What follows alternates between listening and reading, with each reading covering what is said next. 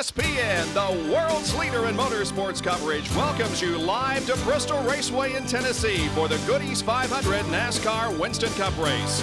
And once again, over 70,000 screaming wild race fans have squeezed into this half-mile facility to see the best in short track racing. It rained earlier this evening here at Bristol. However, the skies have cleared and a beautiful sunset is occurring here as the sun goes down over the mountains of Northeast Tennessee. This is the first race in the second half of the short track season. The quest for the Cup standings, Dale Earnhardt up 79 over Ernie Irvan. Mark Martin is back to third, but by just 7 over Rusty Wallace. Ken Schrader is 74 behind Rusty. Ricky Rudd leads the second 5, but only 296 points separate 6 through 10. Hi everyone, I'm Bob Jenkins. Welcome to our annual gathering under the lights here at Bristol, where the banks are at 36 degrees and there's trouble lurking behind every corner. I guarantee you in the next 3.5 hours, we're going to squeeze in some exciting stock car racing for you here tonight. And I also guarantee you that in the next couple of minutes or so, squeezing as much information as possible, are 2 pit reporters, John Kernan and Dr. Jerry Punch. Thanks, Bob, and hello, everyone. Now, 5 of the top 10 qualifiers are on Hoosier tires, including the entire front row. Jeff Bodine outside row 1, and our pole sitter, 54-year-old Harry Gant, making his final visit to Bristol International Raceway. But here's the question mark. How long will the Hoosier tires last? Many of these drivers believe that maybe 80 laps would be a push. Kenny Wallace, who's been named to sub for Ernie Irvan while he's on the men. Kenny doing a great job, qualified 15th, but this morning in practice a little bit of a problem, backed it into the wall. But as you can see, the crew has fixed the car, and they say it's running almost as good as new. Rusty Wallace brings his strongest mount to Bristol, Tennessee. This is Midnight beside me. 8 out of 10 wins last year. This race car already won in 1994 at Rockingham and Dover. Rusty poised to pick up his 5th career win at Bristol International Raceway. Dale Earnhardt is the points leader, but he's starting 14th on the grid tonight. That means he's basically in the middle of the pack. We've seen a lot of things happen very quickly at this racetrack. If he's going to maintain that points lead, he has to be cautious tonight. If there's an emotional edge to any driver in the field, it belongs to one man. Mark Martin sitting here in the Valvoline Ford. His best friend, Ernie Irvan, now beginning to recover. So Mark Martin wants to dedicate one win to Ernie. That win could come here tonight. By the way, he's a defending champion of the Goody's 500. Well, for the second weekend in a row, John Andretti is back in the STP Pontiac, doing a great job last week at Michigan. But next week at Darlington, that's still a question mark. The team will get together on Monday and decide who to put in the car next Sunday. A little trouble in qualifying for a couple of drivers at the back of the pack taking provisionals. We might mention Lake Speed is back there. And Todd Bodine, who had a problem with the steering box on Friday in qualifying, wrecked that car, went to a backup car. Also back there, the car number 22, Bobby Labonte, who qualified toward the front of the field, but wrecked his primary car in the final practice session. And we have to congratulate driver of the car number 10, the Tide Ford, Ricky Rudd, who starts back in 33rd spot. Ricky and Linda had an 8-pound, 3-ounce baby boy at 10:02 p.m. last night. Landon Lee Rudd was born. Ricky is back in the race car after just 3.5 hours sleep from Friday morning.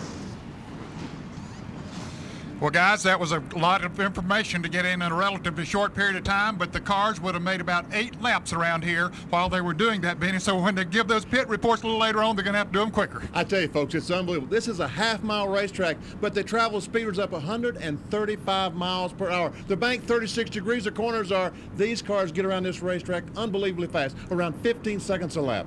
Now, they haven't had any practice at night here at Bristol. Of course, this race is at night. All their practice and qualifying was in the daytime. It's going to be interesting how these cars do shake out once the green flag falls here in a few moments, Bob.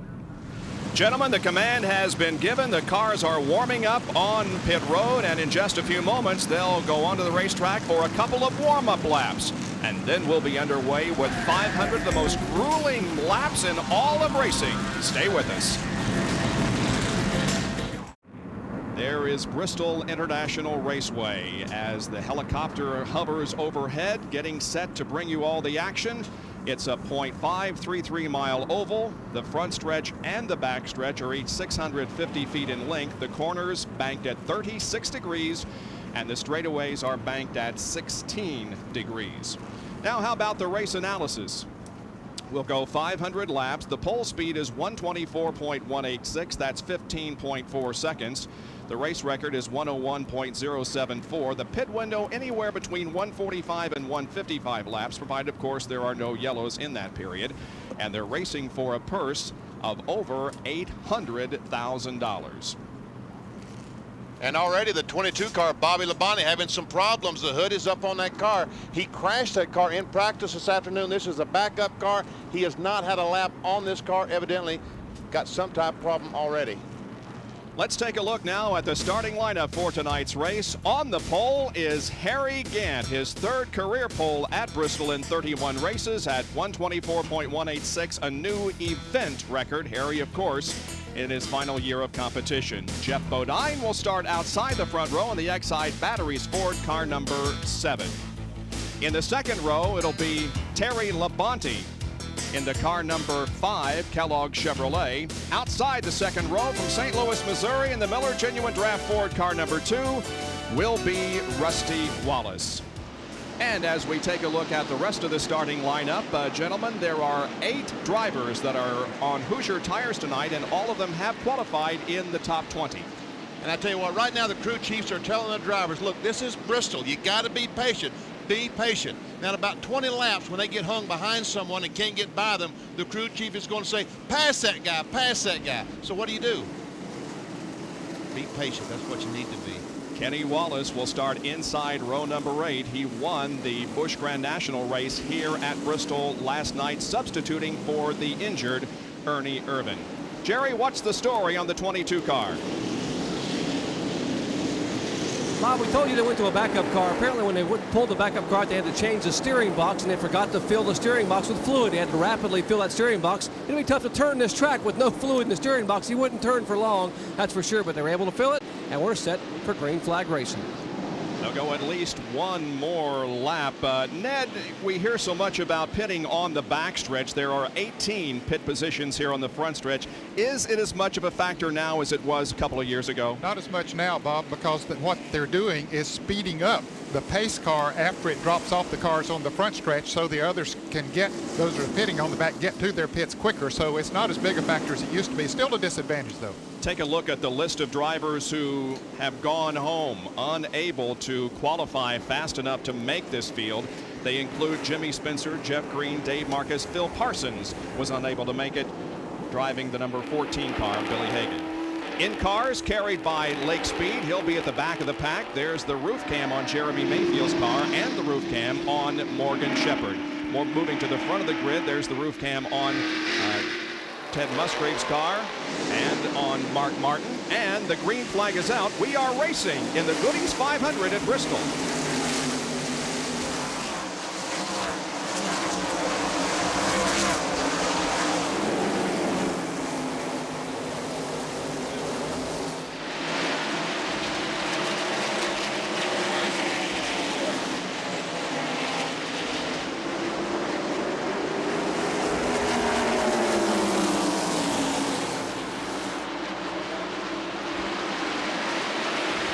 Rusty Wallace is having some problems getting up to speed in the Miller Genuine Draft Ford.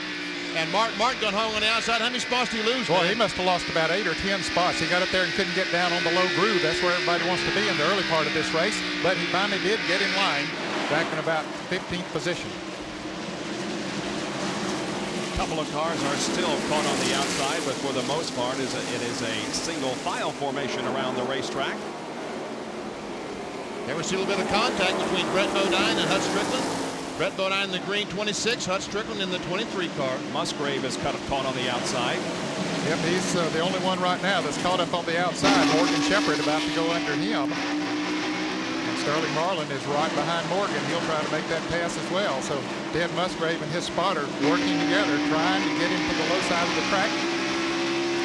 Looking back now from Morgan Shepherd's car onto Sterling Marlin and Ted Musgrave. Now every car in the field is in single file. This is the TCI roof cam on Ted Musgrave's Family Channel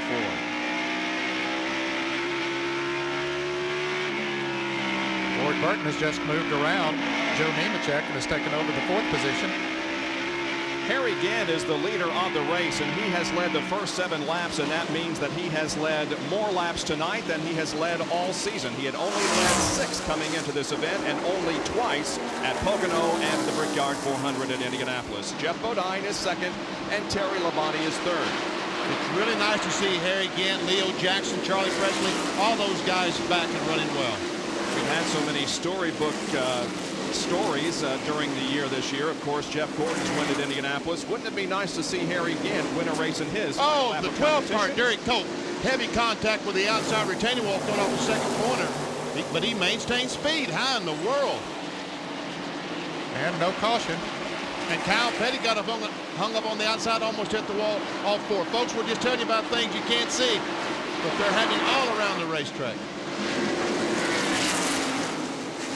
Jeff Bodine now right on the rear spoiler of Harry Gant's number 33 Skull Bandit.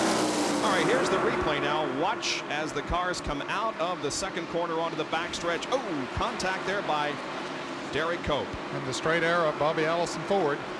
And that jammed the cars up back behind him.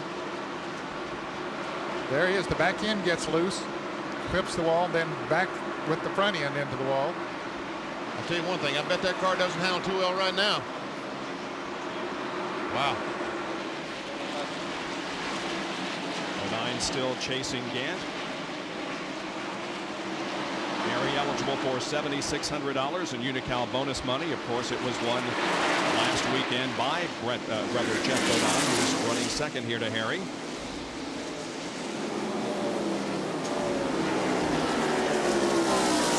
And Paul Andrews, the crew chief on the Excite battery car, telling Jeff Bodine, patient, now be patient. You're okay. But obviously, every race car driver wants to lead. They want to be out front. Harry's closing in on some slower traffic. The first that he will lap is the 52 car, Brad Teague. You never see Brad Teague in Jimmy Means' car. Napa Auto Parts, your sponsor on the car this week.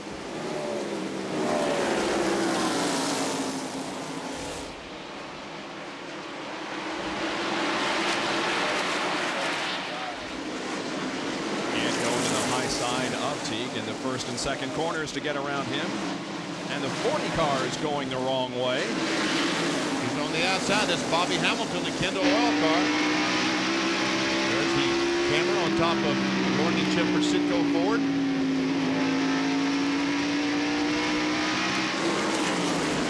Morgan's running 18th. Just ahead of him is Jeff Burton, Rookie of the Year contender.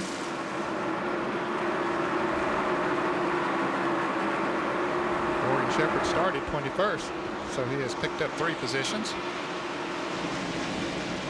And there are the first 2, Harry Gant and Jeff Bodine, as they come up on another slow car. That is Lake Speed, who had to take a provisional to get into the starting lineup. So now there are 2 cars that have been lapped here in the first 19 laps of this 500-lap affair at Bristol.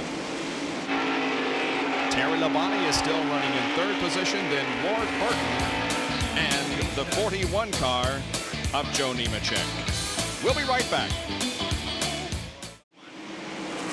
Welcome back to Bristol Raceway in Tennessee and the Goody's 500 NASCAR Winston Cup race being led by Harry Gant at number 33 over Jeff Bodine in number 7.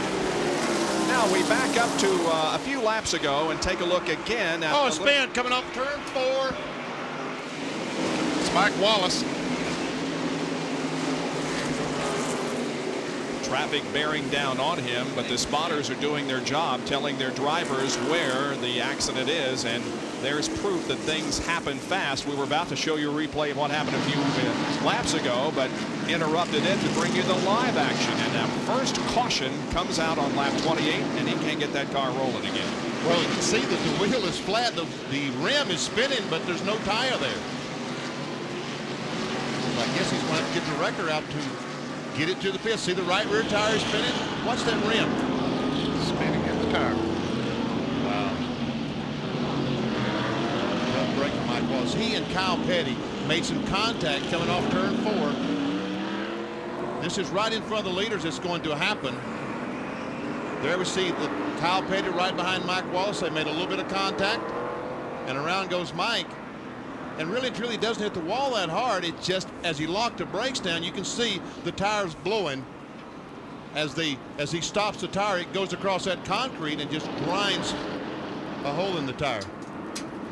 And there's the bump that Kyle Petty gave to Mike Wallace. Yep, and it just sent him spinning around. Kyle had a pretty good run coming off of that turn, ran up on him and bumped him. Let's go to the pits and Jerry Punch. And guys, about 2 laps before that happened, actually Mike Wallace and Todd Bodine, the 90 car and the 75 car, running side by side. And Kyle came upon him in turn 1 and had nowhere to go and jammed on the brakes and nearly spun his own car out. He managed to hang on to the car, trying to get by these 2 cars. So there had been a battle raging there for about 3 laps. The 40 car of Bobby Hamilton that we told you was going backwards anyway, losing positions, is in and now going back out. And the 42 car is in. And he stopped at the end of pit road. I don't know. I guess they're waiting for the field to go by. We assume so. He must be lapped. He would not be in that position then. Let's find out. Well, Petty goes back out onto the racetrack, as does Lake Speed, who came in for a brief stop. We're under caution for the first time here in Bristol. Back with more in a moment. Today's ESPN helicopter camera shots being brought to you by Steel, makers of a full line of outdoor power equipment. Powerful, easy to use, and durable. Thanks for the overhead shots of Bristol Raceway. Now, we've been talking about the squeeze, and again, it has occurred very quickly. This is looking back from Morgan Shepherd onto Sterling Marlin. Oh, man. And our most recent incident occurred in turn 4 when Kyle Petty and Mike Wallace got together. And around goes Mike and had a couple of flat tires. We're back green flag racing. And Kyle Petty has been in the pits, changed some tires. He's a lap down. He's trying to get a lap back. John, why did he get lapped? Benny, because he was near the tail end of the field, when he came into pits, they didn't have time to change 4 tires. Kyle was telling him over the radio, just go right sides only, but they had already taken the left side lug nuts off, so he had to sit there and wait until they got the left side lug nuts back on. He wound up losing the lap anyway, but right now he is on the tail end because he's gotten around here again. And something's wrong with John Andretti as he's down off the banking. Right rear tire is flat. The right rear tire is flat on the STP Pontiac. Tough break for Andretti. Young man who is trying to find a full-time ride. There you can see that it went down on the backstretch, and he just got the car out of the groove and let everybody go around. They did a great job of getting out of the way and maintaining control of the STP Pontiac. So John Andretti gets new rubber. John, are you there? Yeah, Bob, he's only taking right side tires only. I'm looking at that right rear tire. I don't see a puncture mark, but you can see the rear bumper that someone had run into the back of John Andretti. He's lost 2 laps as the battle up front continues between Harry Gant and Jeff Bodine. You can see both of them have put Kyle Petty a lap down again. Terry Labonte still running 3rd, then Joe Nemechek and Rusty Wallace.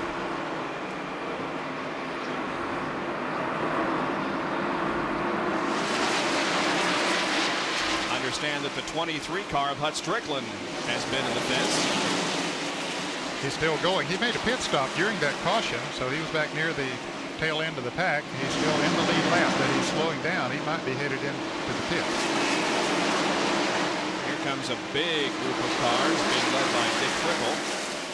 There's Jeff Gordon, Lake Speed, Rick Mast, Bill Elliott, Nemechek.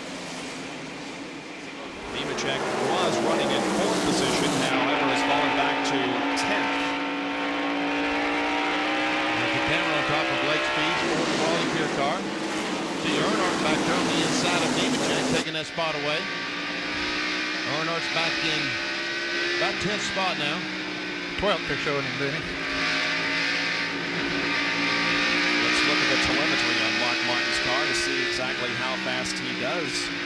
Well, it won't be quite as fast because he's on the outside trying to lap Lake Speed, so he won't go quite as fast here as he would there. He has cleared him. Earnhardt coming up now.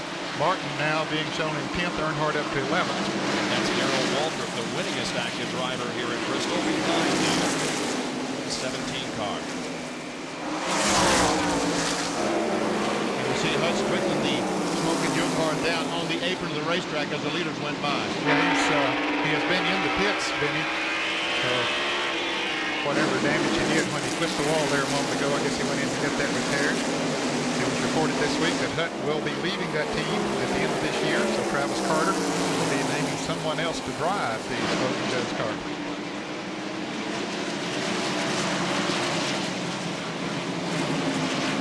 It's a good battle between Trickle in the 32 and Jeff Gordon. Like that for 6th spot. Trickle had himself a great qualifying run here. What a short track specialist he really is.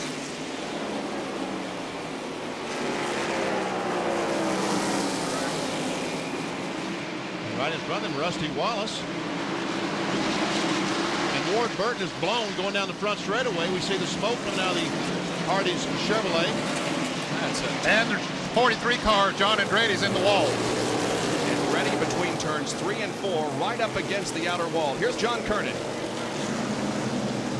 Well, Neil, this is the right rear tire that came off of John Andretti's car earlier, and you can see he got together with the yellow car out there. They knocked the valve stem out. That's why this tire went flat. And now he has even bigger problems because he has damaged the rear end of that car immensely and is finally off the racetrack. But John Andretti is having a tough time here in the early going. There's a lot of damage to that car, and unfortunately, that's where they put the fuel in the car back in the left rear. So you see where he's dragging. He's gonna have a lot of trouble filling the car up with gasoline. There's Ward Burton's Hardy Chevrolet. He was smoking. Now, whether he put anything down on the racetrack, any oil, I don't know. He was up as high as what, 4th, Ned, I believe? Yes. And the 16 car, Ted Musgrave, is also in for a pit stop. And there's King Richard directing John to go behind the wall so they can take a look at that car and see if they can't get it back in the race. Here's the Rick Mast car that's in for a stop. Joe Nemechek is also in. Both of those drivers are on the Hoosier tires, so they've run about 49. They're on their 50th lap right now, so I guess they wanted to come in and get those tires off, see how they're looking. Ted Musgrave was in. Of course, he's going back out and they're under the hood of the Hardy Chevrolet. A little bit more serious situation for both Ward Burton and John Andretti, who caused our second caution of the evening. Back in a moment. We welcome you to Bristol Raceway in Tennessee for the Goody's 500, the 22nd race of the 31 race NASCAR Winston Cup season. And Ward Burton is having problems. Here's Jerry Punch. Well, Bobby qualified 7th and came toward the front in a hurry. Ward, you were coming in a hurry. What happened? I really don't know, Chuck, but Hardy's car's running great. Tires are doing good again. We just can't last long enough. One day we're going to get this thing all together, though. Was it a valve, Ward, or something else in the engine? It acted just like it did at Michigan last week. I think it did drop a valve. Well, a puff of smoke. He started 7th, had just passed the Terry Labonte car to take the 3rd spot when suddenly it came apart. Bob? All right, Jerry, so Ward will watch from the sidelines, at least for the moment, as we get set to go back to racing on lap number 54. The pace car is in, the crowd rises and cheers the green flag as it waves, and Harry Gann leads him down to resume racing. Bobby Labonte has positioned himself between Gann and Jeff Bodine on the lap car. Boy, Harry Gant's loving this, isn't he? Put some distance on Bodine while Bobby Labonte is in the middle of his car. Jeff Bodine, his best finish here at Bristol was a 3rd, and he's done that on 4 different occasions. Here's Mark Martin, Bill Elliott, and Dale Earnhardt as they run back in 7th, 8th, and 9th. And right behind these guys is Darrell Waltrip, who started 16th. So he has the Western Auto Chevrolet on the move. There goes DW. 12 times he has taken the checkered flag here at Bristol. 5 times in the April race and 7 times in this one. The most recent was in 1992. His first win here was in 1978. And a crash involving Terry Labonte into the wall hard in turn 4. Wow. Man, that car was running so good. The Kellogg's cornflake car was flying. We see a little fire under the car.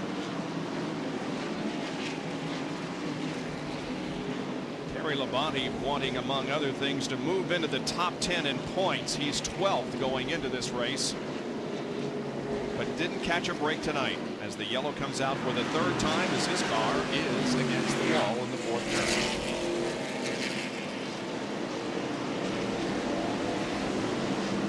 It is a tough break for Terry. Now he waited for the traffic to clear. He rolls the car down off the track, but I'm sure they got some work to do on him on that Chevrolet before he can get back out there.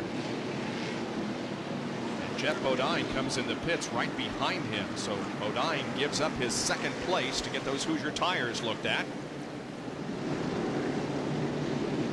I'll tell you what, that really surprised me that Jeff would fit this early because of the track position. It's a little unusual, perhaps. Jerry, all fours down there? Exactly, Bob. All four tires. It would be unusual. Most people would go to lap 140 to 150 on fuel.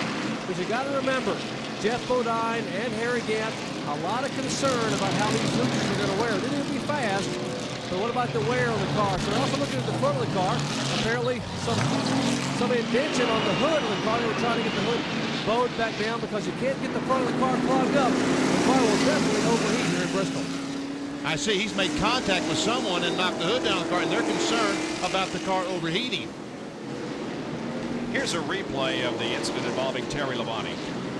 Couldn't see whether he got help. Now, the Lake Speed looked like the next car directly behind him, and whether or not there was any help there, we don't know. See the car scrambling down on the flat part of the racetrack. Here's Rusty Wallace's view.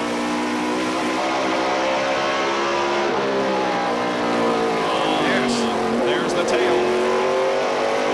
Yes, there was contact between the 15 and the 5. So we're under our third caution. Jerry, you have more on this? Paul Andrews told me that when they hit the back of Harry again at the first caution flag, when it came out, the 7 car said the hood was crumpled in, and now we're beginning to show a little bit of water temperature. So hey, we got a great car, but we don't want to cook it early. Okay, that's the reason that Jeff Bodine came in, that and to get all 4 tires replaced. The lead continues to be held by Harry Gant. Now here it is from Lake Speed's vantage point. Boy, it didn't take much of a bump there to send him spinning because it was in the turn, and you're almost out of control when you're in the turn anyway, and just that slight bump by Lake Speed spent Terry around. 61 laps have been completed here at Bristol. Rusty Wallace has now moved to second. We'll be right back. We have resumed racing after our most recent caution, which was out for 5 laps. As you can see, Kyle Petty had his lap back, but now loses it to Harry Gant once again. Kyle got a good start, jumped on the inside of Harry and got back out in front, and now Harry is testing back, so Kyle goes a lap down. There are 26 cars in the lead left. Rusty Wallace and Jeff Gordon are running second and third. They too have gotten around Petty.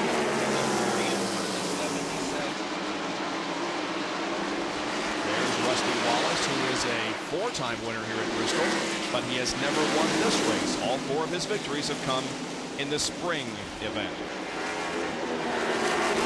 You can see that Harry Gant, once he got in front of Kyle Petty, just pulls away. The 40 car of Bobby Hamilton, which had problems early, apparently has gotten them solved, Ned. Yeah, he made a pit stop during not this last caution, Bob, but the one before, put new tires on it, made some adjustments, and he has really been coming back up through the field since then. And Jeff Gordon has taken second from Rusty Wallace. You can see how quickly things happen and how quickly we have to make our camera cuts to show you all the action. But Jeff is ahead of Rusty now. And they've seen this pack of cars going by Lake Speed. And there were a lot of cars taking advantage. Bill Elliott was passed by a couple of cars by Earnhardt and Darrell Waltrip as he tried to get alongside the 15 car. Also, Bobby Hamilton was able to get by. Might update you on the tire situation. The report from those taken off of Jeff Bodine's car was that they're showing pretty good wear, and the others should be able to run 40 or 50 more laps on the set they have on the car. It's a report from one of the Hoosier representatives. Said they looked at the tires and said they should get another, you say, 40 or 50 laps with no problem. On top of Morgan Shepherd's Citgo Ford, that's Craig Sachs just ahead in the U.S. Air car. So you can gain positions quickly and you can also lose them. Look at this. Wallace just slightly out of the groove, and Jeff Gordon and Kyle Petty pass by on the bottom side of the racetrack. Yeah, there's usually someone to fill a hole if the one opens up. Here is Morgan Shepherd working on Greg Sachs. 19 Fords, 12 Chevrolets, 5 Pontiacs, 28 of the cars. Oh my goodness, 20 of the cars started on Goodyear, and what was that, 8 on Hoosier? I thought they made some contact. And there's Morgan around the 77, and now here comes Kenny Wallace in the 28, substituting for Ernie Irvan. That puts Morgan in the 10th position.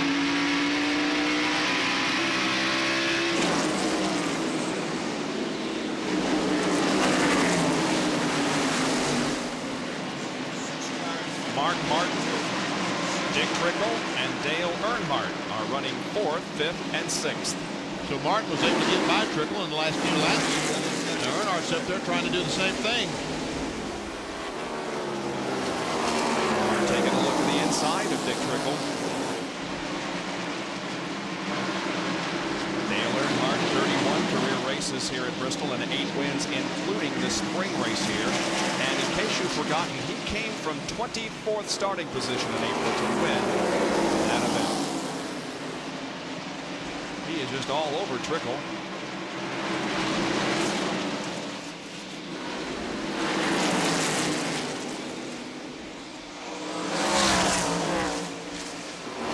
The camera shot from a robotic camera.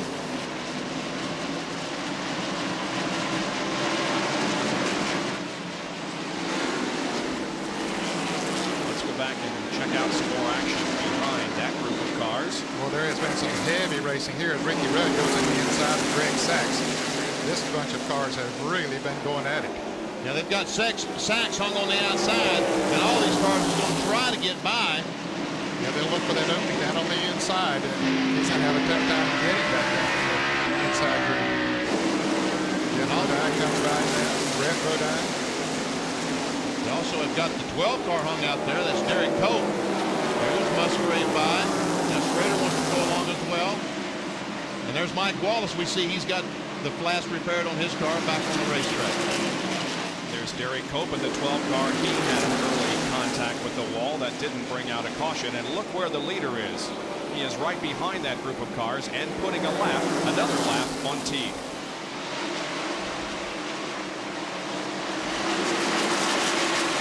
Again, there's some heavy traffic right there that he's got to weave his way through. He's got about a 10-car length lead over Jeff Gordon. Now Sachs goes down out of the way, gives him running room. So they single out in front of him, so that makes the job a lot easier. Earnhardt looked like he might have gotten the back of the 32 car. Trickle goes up the hill. Earnhardt goes by. Darrell Walters follows it. And while that was going on, Mark Martin went by Rusty Wallace. Down the back stretch and into 3. Boom. Hello. Out of my way. Runs up and gives him a little tap. Trickle has no choice but to back off, and so 2 cars go by. Dale Earnhardt moves to 5th position. There is Walter in 6th. But that's how much of a separation there is between that group and Harry Gant, the leader. Jeff Gordon is coming right up on Harry, though. I don't know if it's the traffic that's slowing Harry down, or if Jeff Gordon's picking up or Harry Gant's slowing down. But you can see, obviously, he's closing up. Yes, he is closing up in a hurry. Look at him going into the turns faster. Wonder if Gant's tires might be getting worn.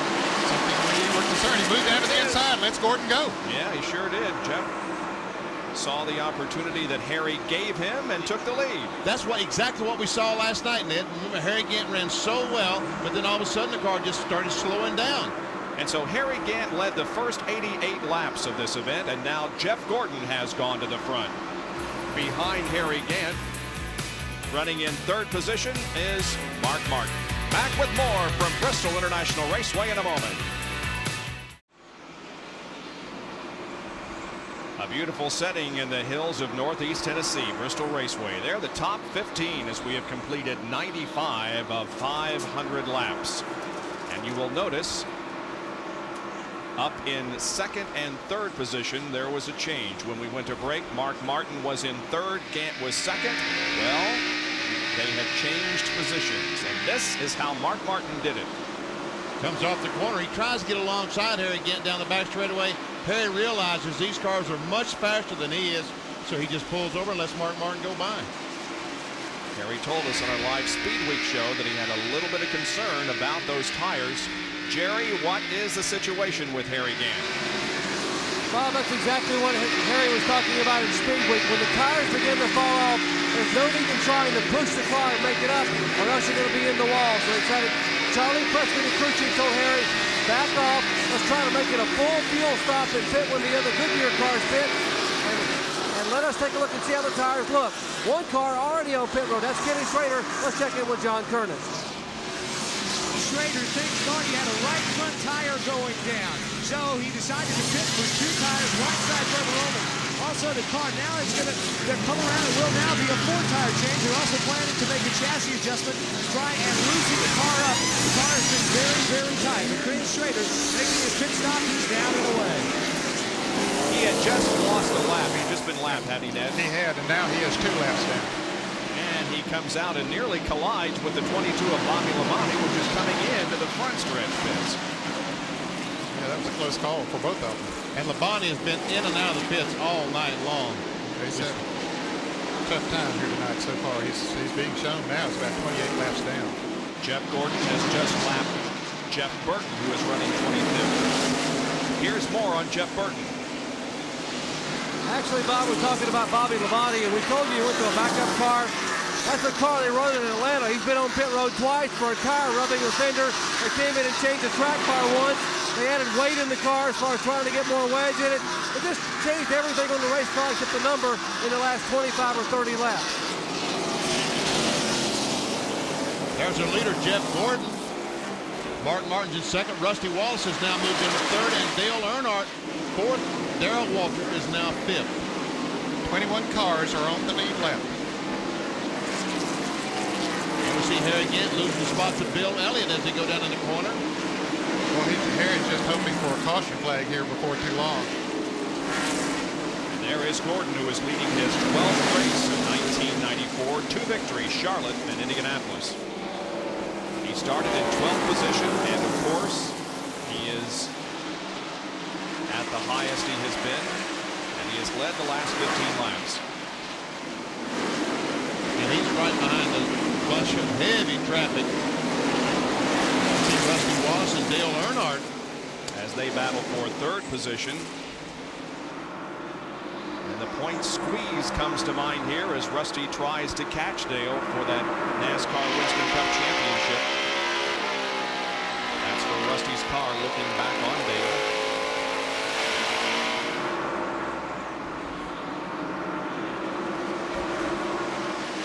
Oh, and the 15 car spins all around right in front of Wallace and Earnhardt. He makes a 360, keeps going.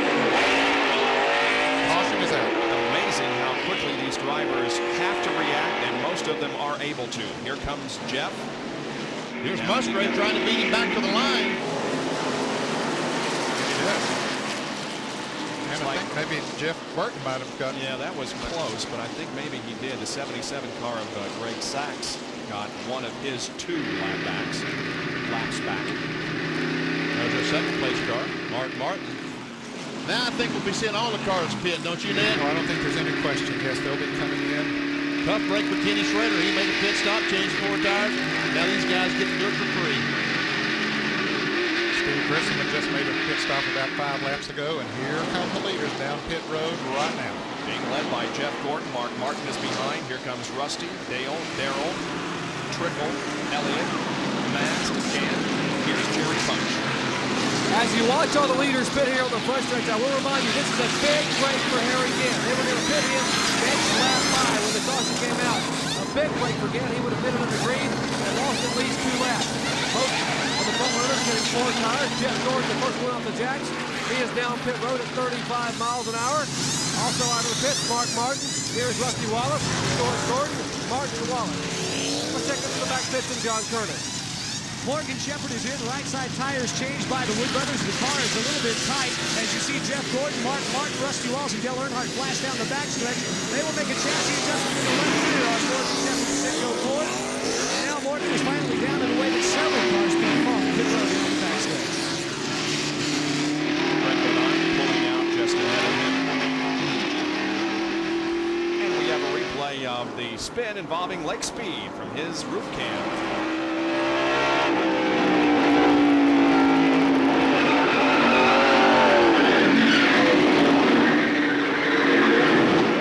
Beautiful 360 and keeps it going. So pit stops continuing on the back stretch, but the field is reassembling for a resumption of action here in the Goody's 500 at Bristol Raceway.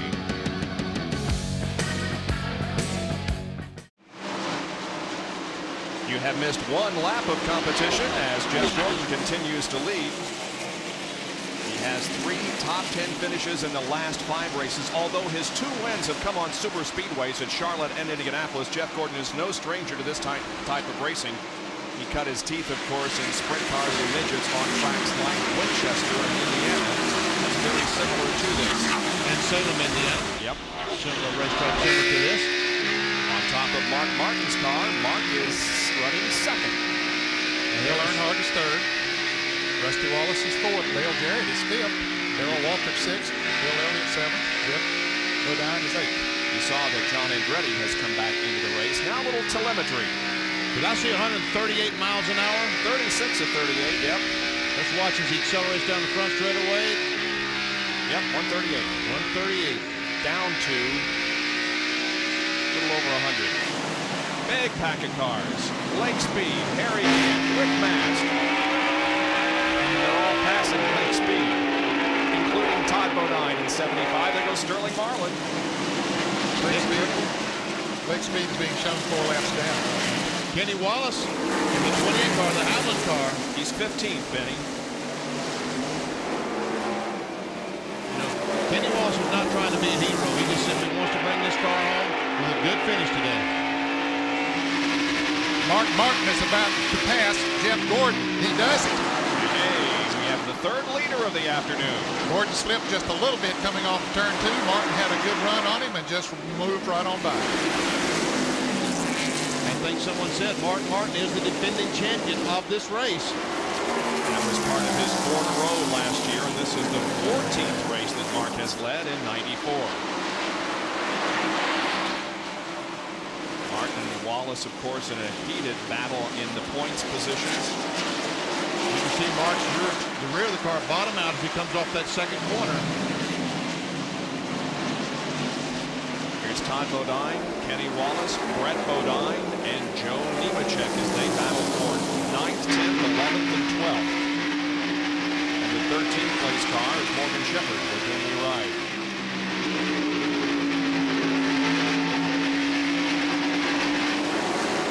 There we see the end.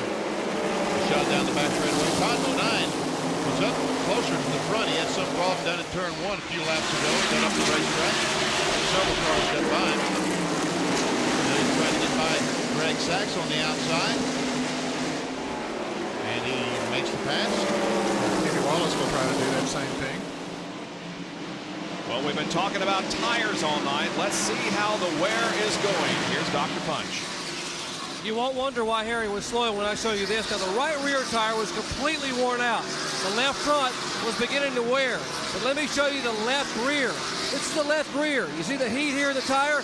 That is where the tire has begun to blister.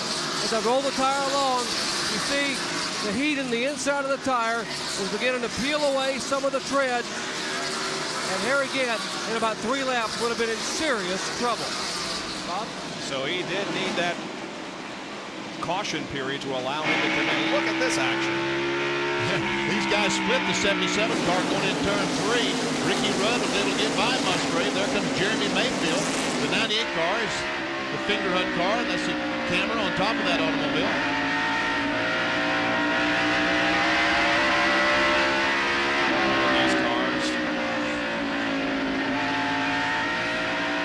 stay ahead of the leader. Mayfield is already a lap down. Musgrave is trying to stay on the lead lap. Now here is Darrell Waltrip looking to the inside of Dale Jarrett for 5th place. And Darrell has it. And one thing to put Jarrett up there in 5th place, he only changed 2 tires during that pit stop. He's pitting on the backstretch, so they only took on 2 tires, perhaps hurting him a little bit right now, but it did give him good track position. Losing some of his position right now. Bill Elliott went by for 6th. Now Jarrett drops back to 7th.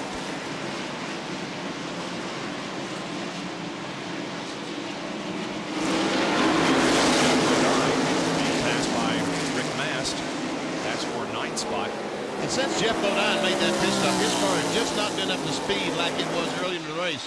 I don't know if it's the overheating problem he's concerned about or what the problem is. There we see Harry again. He's changed 4 tires. He's back racing again, trying to pass Dale Jarrett for what position? About 8th? Yep.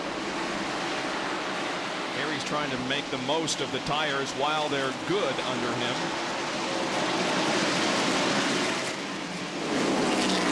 It looks like he's positioned himself inside of Jarrett. Harry Gant takes away the 7th spot.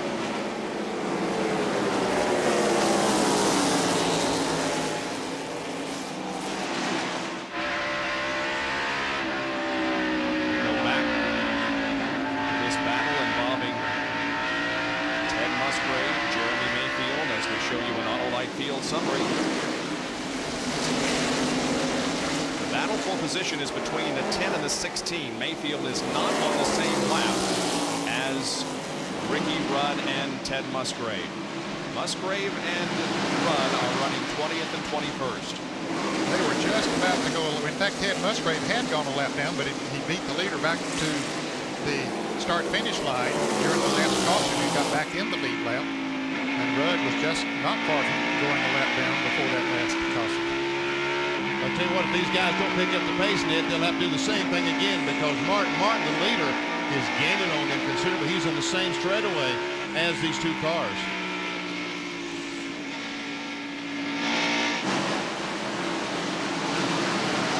Earnhardt and Wallace are still going at it for 3rd as another lap is put on Lake Speed. Blake is now 5 laps down, back in 28th position.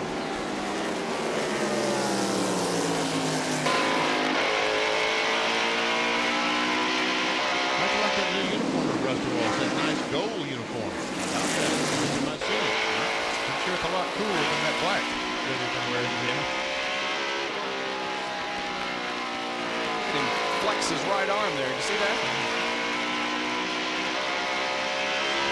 I can't imagine making 2,000 corners on this racetrack. Well, the lead continues to be held by Mark Martin, who after his win a year ago finished 21st in the spring race here at Bristol. Back in a moment. We are under caution for the 5th time this evening. Jeff Bodine came in for a pit stop. Some pit stops also being accomplished on the backstretch. Mike Wallace going out. We're under caution because of a spin involving Hut Strickland. Going in turn 3, I did not see the accident. I saw the aftermath. He backed in the wall with the right rear. We saw John Andretti back in the wall over there with the left rear. This Hut Strickland's damage was to the right rear of the car. There we see the Smoking Joe car in the back pits. They got the hood up. So that's going to be in for a while as damage is repaired on that car. And Jerry has a report on the pit stop that was made by Jeff Bodine. On the previous caution on lap 110, Bodine came in and only took 2 tires on the right side. Now, that didn't help the car very much. He went back out, and when the greens came out, Benny Parsons noted that Bodine wasn't running that well. Well, the car was so loose, Benny, he couldn't drive it, so he was obligated to come in this time and change all 4 tires. Hopefully, that'll tighten the car up a little bit for him. He was having trouble keeping the car on the racetrack entering the corner. Jeff, one of the Ford drivers, and they have had a very good year so far. Ford has led 4,755 of the 5,973 laps, 80%, while Chevy has led 20%, and Pontiac only 16 laps so far in 94. The manufacturer's standings indicate that Ford is just 2 or 3, I believe, 3 races if they have wins, they could clinch the championship. 168 to 145 is the point standings with Pontiac at 86. Oh, we're about to go back to green as the crowd is up once again. And this is an enthusiastic crowd, isn't it? This is as good as it gets as far as crowds are concerned. I think I'll stand up and watch the race myself. The 22 car of Bobby Labonte continues to have problems, and it is on the front stretch pit as we are within a half lap of going green. Harry Gant, the pollster, also made a pit stop that last time.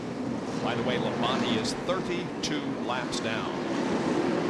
Well, they rise again, Benny. Here we go. Green flag is waving on lap 148.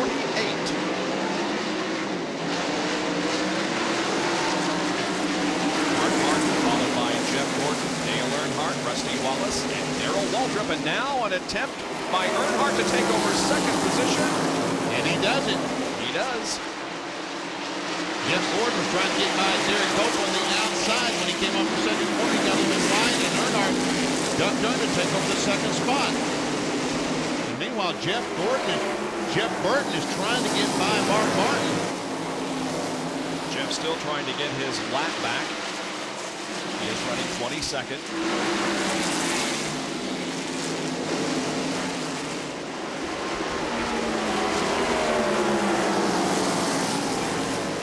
Drivers have come from a couple of laps down to finish very well here.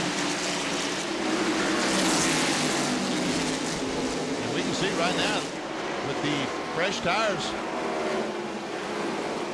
heavy traffic all the way around this racetrack. Well, Ricky Rudd got himself caught on the outside. They went along, lost about 5 or 6 positions. Todd Bodine's running 12th. Make that 11th. They started 36th, so another good run after a poor qualifying effort by Todd. He has been up as high as 9th. There are a couple of the Hoosier drivers, Gant and Bodine. They started on the front row and are trying to weave back up through the traffic.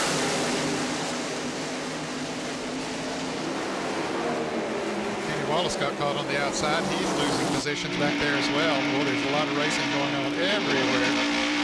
Here's Todd Bodine. Lost the position. Now he's trying to get it back, going on the outside. Wow. He just drove in on the outside, didn't he? Yeah, he did. While we're watching that, a little contact there between Musgrave and Bodine. While we're watching this action, both Jeff Burton and Derek Cope got their laps back. So now 23 cars are on the lead lap. Here's another battle. That's Jeremy Mayfield. Going to the inside of Kenny Wallace. Kenny Wallace is having some problems. He's hung on the outside. I thought once he got back in line, he'd be okay. But once he got back in line, other cars passed him. So he is not handling as well as he would like, obviously. He's in 20th position. Kenny Wallace is in the Haviland Ford. Once again, we see Ricky Rudd hung on the outside.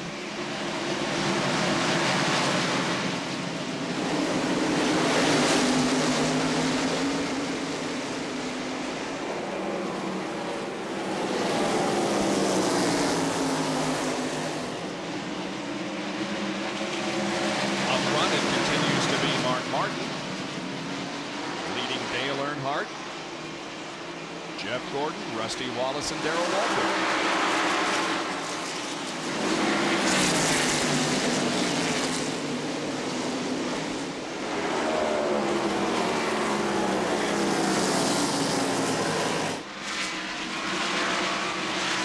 We'll show you another field.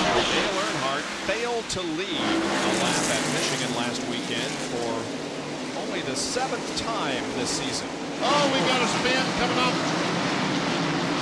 Big problem here, but amazingly, nobody's hurt real bad. Kenny Wallace was involved.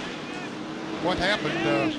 Dale Jarrett and Todd Bodine got together coming off of turn 4. Jarrett was on the outside of Bodine. They got together coming off the turn there, and that just jammed everything up behind there.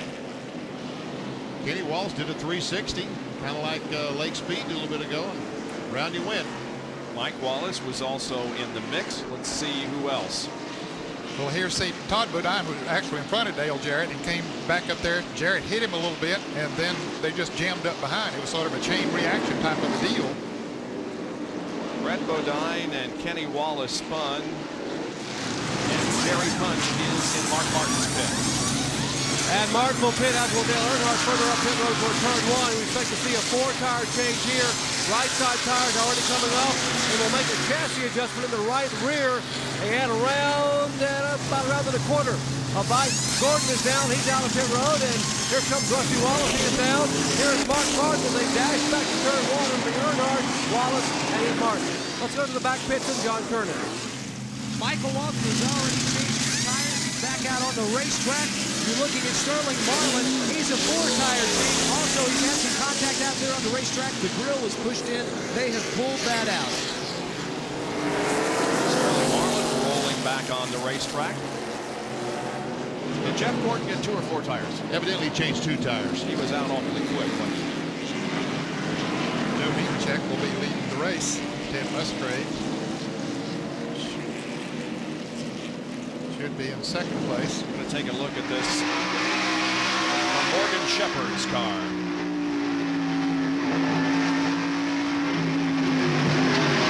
Whoa. So it looks like Brett Bodine and Brad T got the worst of that crash because Brett Bodine hit pretty doggone hard. This is our 6th caution period of the evening. Kenny Schrader got some damage as well. We see him trying to pull the Bears head back out where it looks like a... And there is the damage sustained by Brett Bodine's Quaker State Ford in that most recent incident. Back with more after this.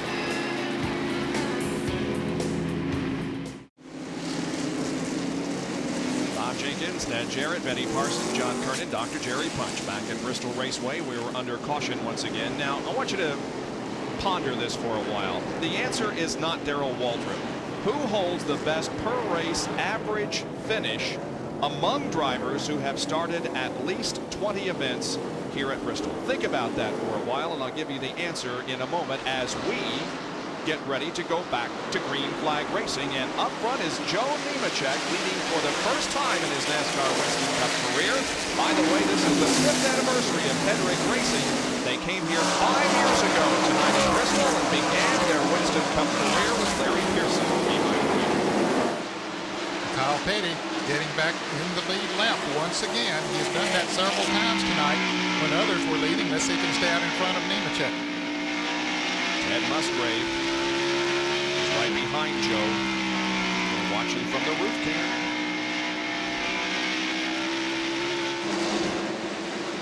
Dale Jarrett is 3rd. Morgan Shepherd is 4th. Jeff Gordon is 5th. Those first 4 cars did not make pit stops. They had all stopped during the last caution. So they figured they didn't need a pit stop this time. They like that track position. Boy, track position is everything here. Look, this is from Ted Musgrave's car. You see where he touches the brake going in the corner. Accelerates down the back straightaway, 135 miles an hour. Down to about 105. And about 8,500 RPM before the break. Dale Jarrett is right behind, in fact, beside of Ted Musgrave, and Dale Jarrett goes to 2nd.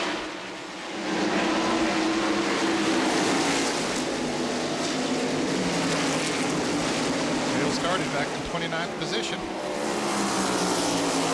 Ted Musgrave, his car not handling too good right now. Red Sachs comes back by. Look, it's handling or what it is, but he's... Oh, my goodness, Dick Trickle almost spun down the front straightaway. It's as close as you can come to reckon without.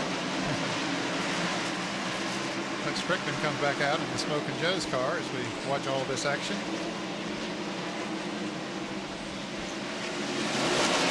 Bodine brothers there. Jeff and Rod. A moment ago. There's Doug Strickland out on the inside. Bobby Hamilton has been running up on that outside for a good portion of this race, and his car sticks up there. I'll tell you what, if he could get that groove worked out, he's got a a spot on the racetrack that no one else is trying to run. There's Rusty Wallace trying to take a spot away from Michael Walker, and he does. Ooh, and the leader spins in turn 1 as Joe Nemechek went on the inside of Kyle Petty. Kyle didn't know he was there, I guess. And anyway, they spin. Caution is out. I don't know whether Nemechek sustained any damage or not. I think maybe he got by unscathed, but he, of course, lost a lot of track position as Kyle Petty is now back underway also. Greg Sachs got his lap back during this little deal. All right, let's look at it again. Here we go down the front straightaway. Nemechek gets a run off of turn 4, moves on the inside of Kyle Petty. Kyle comes down into the groove like he normally would. Perhaps didn't know that Nemechek was there. Nemechek hits him, spins him around, and they do a little other touching there. And there's Greg Sachs getting by Dale Jarrett as Jarrett takes the lead, and everybody gets by these two cars and goes on around. And Jerry Punch is in Joe Nemechek's pit. Well, Joe Nemechek was just getting ready to maybe take it easy a little bit and try to be easy on those Hoosier tires, but apparently he's going to take it easier than he'd like. He's on pit road now, changing all 4 tires. The grill completely missing from the front of the car. They may want to put some wire back across that. They will change right side and now left side tires. You see the contact point where he hit Kyle Petty, and the entire front grill is missing in front of the radiator, but he is down and away after a 4-tire change. Ted Musgrave pulls out right behind him. Well, let's take a look at the rookie points, and Nemechek is within 5 of Jeff Burton. Steve Grissom is 3rd in the rookie points. Andretti is 4th, and Mike Wallace is in 5th. Who else is involved in this battle? Ward Burton, Loy Allen, and Jeremy Mayfield with 100. I'll tell you what, Joe Nemechek had some problems starting out the year, but the last few races, he has really been up front. You bet he has. Back with more live from Bristol International Raceway.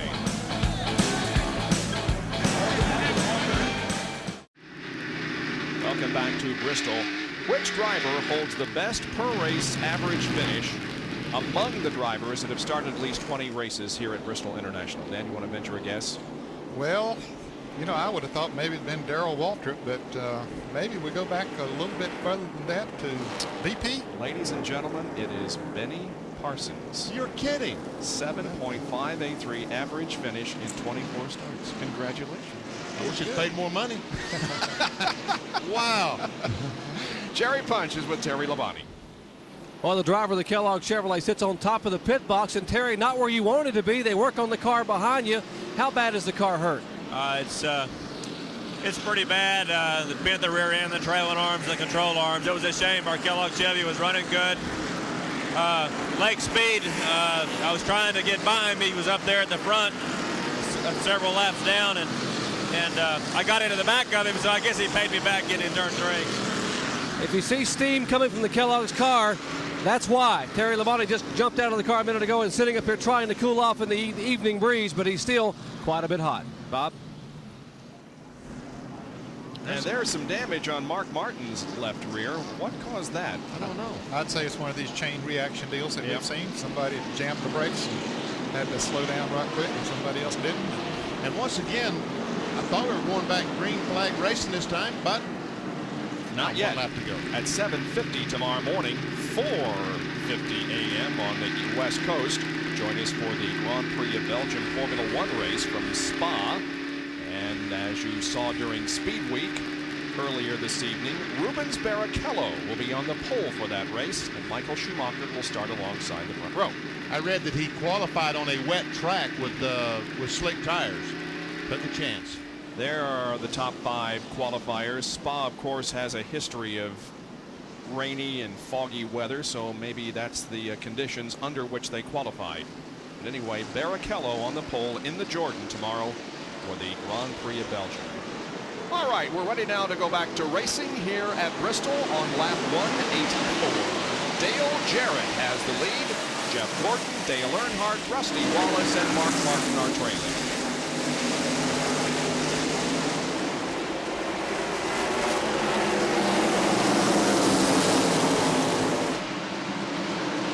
This is Dale Jarrett's 17th race here at Bristol, the 5th race that he has led here, and his best Bristol finish was a 2nd in April of '92. To the late hour. his Go ahead. outside pole sitter. Ooh, and he and Kenny Schrader get together. And that sets off again a chain reaction when everybody gets by all right.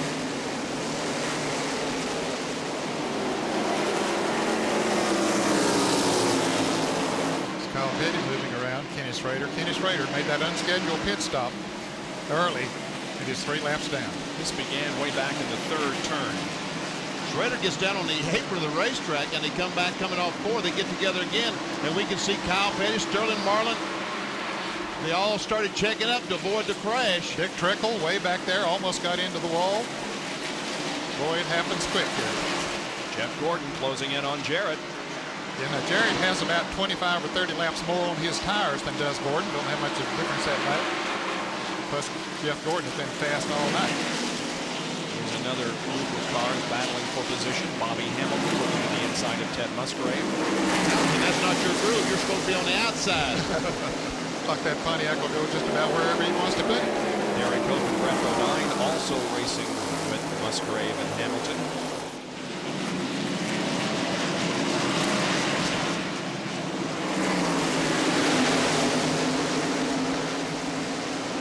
Here's Jeff Bodine going inside of Darrell Waltrip and picking up 6th position. I was worried about Jeff Bodine earlier in the race about 75 laps ago. I think I don't have to worry anymore. The car is running well. Rusty Wallace and Mark Martin are running 4th and 5th. And Rusty Wallace was struggling with his car at the beginning of the race, but on that first pit stop, they got on that right rear adjustment and started adjusting on the chassis, and they adjusted, and they adjusted, and they adjusted. A huge adjustment, and it looks like it's really working for Rusty because his car is much faster now than earlier in the race. And boy, that team is so famous for that.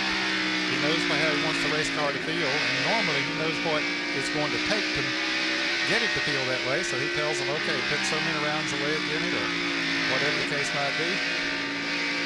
Jeff Gordon, now as we see Mark Martin really putting the pressure on Rusty Wallace, and right in front of him, Jeff Gordon putting the pressure on Dale Jarrett there. The first 5 cars that you can see out Martin's windshield.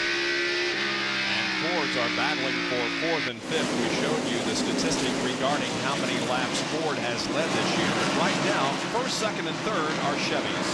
Oh, and Jeff Gordon passes Dale Jarrett and gets the lead. Made it look easy. Uh-oh. See the hood flapping on that 8 car. Remember last week when Jeremy Mayfield lost the hood on his car? If NASCAR sees that, Mr. Burton will be in the pits quickly. As a matter of fact, the flagman has the black flag in his hand. Now he's already been black flagged. Boy, it was a miracle that somebody wasn't hurt from that incident last week involving Jeremy Mayfield when the thing sailed off the car and flew through the air like a kite. Dale Earnhardt goes to 2nd, passing Dale Jarrett, but it landed in an area that was unoccupied and nobody was hurt. Now, Burton gave up 23rd position there, and of course has gone a lap down. And look at the traffic jam at 4. Kenny Wallace got tagged going in 3, almost spun out. Ooh. And now he and Morgan Shepherd almost get together down in 1, but meanwhile, everybody's still going forward.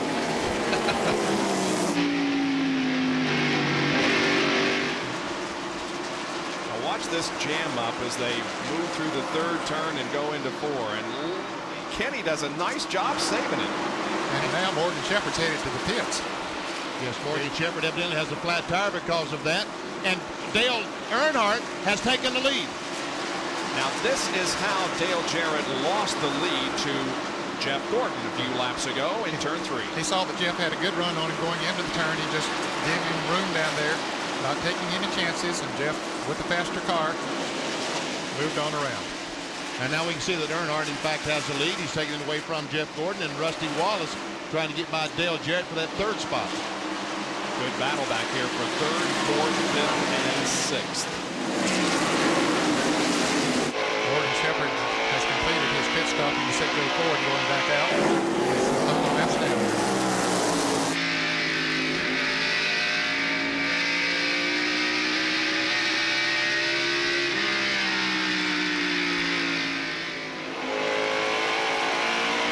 Rusty, I don't think there's any question what he's faster than Dale Jarrett, and he's going to make the fast maybe going into turn 3. But look at Jeff Bodine. shooting by Mark Martin. Bodine is on the move.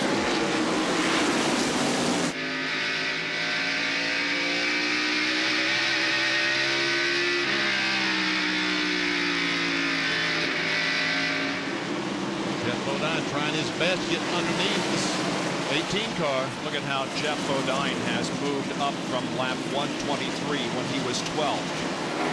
Now with 203 laps completed, he is up to 5th position and trying to take over 4th from Dale Jarrett.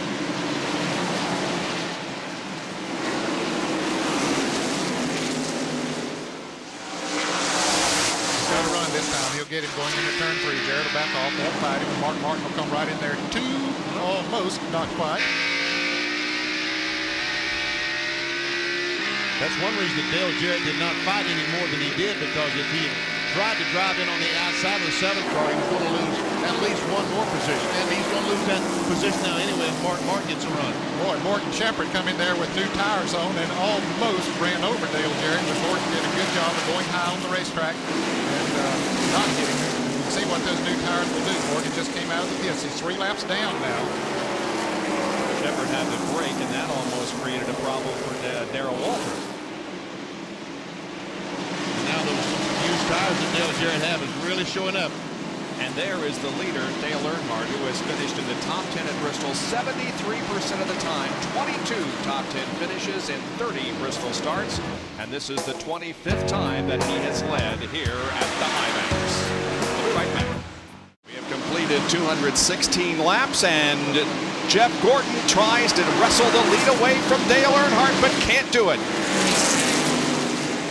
Look at Earnhardt up on the high side. Is he letting Jeff Gordon go by, or is he trying to find him another groove, man? I believe he's trying to find him another groove, Benny. He realizes that Gordon is faster down on the inside, so he's trying to find him a groove up there. And while Gordon's trying to get around him, here comes Rusty Wallace. He's going to make the pass for second. So Rusty moves up a spot, and Wallace leads all drivers in short track points, earns thus far in 1994 by 51 over Dale Earnhardt. Look at that groove that Earnhardt is running. That's the highest I've seen anyone here in 2 years. Other than Bobby Hamilton, that we've seen him running up there some tonight. There is Jeff Bodine, who reasserts himself in this race, moving up to 4th.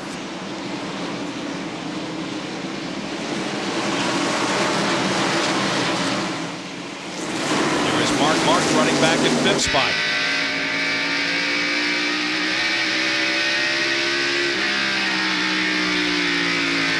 Tell you what, if Earnhardt gets that groove working for him, it's adios, because the traffic will be no problem up there. That's exactly right. He goes in low, lets you grip up in the center of the corner, and it's working for him here right now.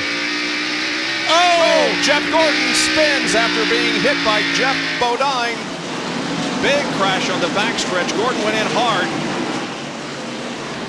Yes, he came off the second corner, just like you said, and evidently he got off the gas, or Jeff Bodine really got a run and nailed Jeff Gordon as he came off the corner, and around went Jeff, and bam! Big time damage. That's too bad. Jeff had a good run going. Let's take a look at it. Coming off 2. There we see Jeff Gordon and Jeff Bodine, and bam! And watch just how much force that he hits that wall with. Man. The leaders are in the pits. And it's our 8th caution of the evening. Jerry. Dale Earnhardt, our leader, takes the champion's pit spot all the way at the end of pit road. We're watching 3, 2, and 7. Earnhardt, Rusty Wallace, and Jeff Bodine, as they will all 3 pit here on the first stretch. Back up there. I tell you what, Rusty Wallace is going to let that right side down so fast, I thought they had changed the tires, and he is moving. Meanwhile, the 3 car, they're changing the left side tires. Is he going to be able to move first? No. Rusty Wallace goes out. Earnhardt is now second. Bodine 3rd, and Waltrip. And here's John Curtin in the back pits. Well, as Rusty Wallace and Dale Earnhardt streak by along with Jeff Bodine, Dale Jarrett just completed a 4-tire change. They also took a round the wedge out of the right rear. 35 miles an hour is the speed limit on pit road. Jarrett trying carefully not to exceed that.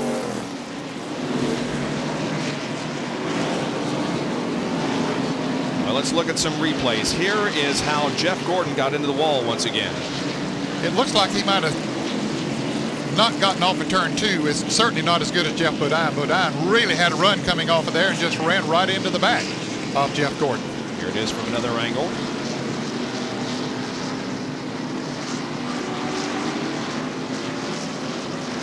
You see the flaps come up. We understand that Jeff Bodine is being placed at the end of the longest line. For aggressive driving, overly aggressive driving.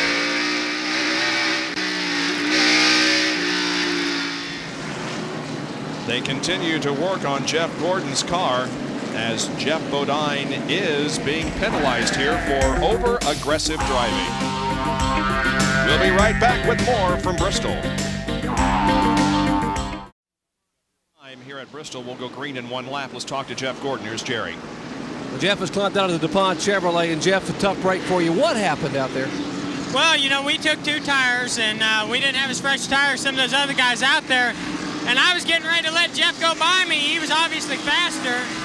And I don't know if he got me loose or what, but, you know, I got loose. I had to get out of the gas, and he got in the back of us. How bad's the car hurt? Oh, it's bad, you know. I mean, we hit the back end and the inside wall back there pretty hard. You know, I could barely get in here on pit road, so it's going to be a while. You know, we had a great run going, and it's a shame. Bristol just has not been our place. We run good here. We lead every time we come here, and we just can't get the breaks. Ray Evernham told me this morning they have never finished a race at Bristol, Tennessee, and that record remains intact. I was very impressed that Jeff Gordon said he got out of the gas. And as a result, NASCAR has rescinded the penalty on Jeff Bodine. He's in 3rd place now. Okay, we'll make that very clear. They did not carry through with the penalty that they threatened.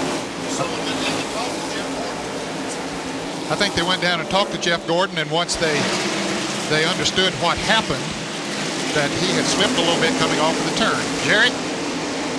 They originally thought Jeff Bodine was over-aggressive in his driving, and Jeff Bodine immediately on the radio said, "Hey, Gordon just slowed down," and I ran into him and said, "Dadgummit, I'm sorry. That's what Jeff Bodine said on the radio.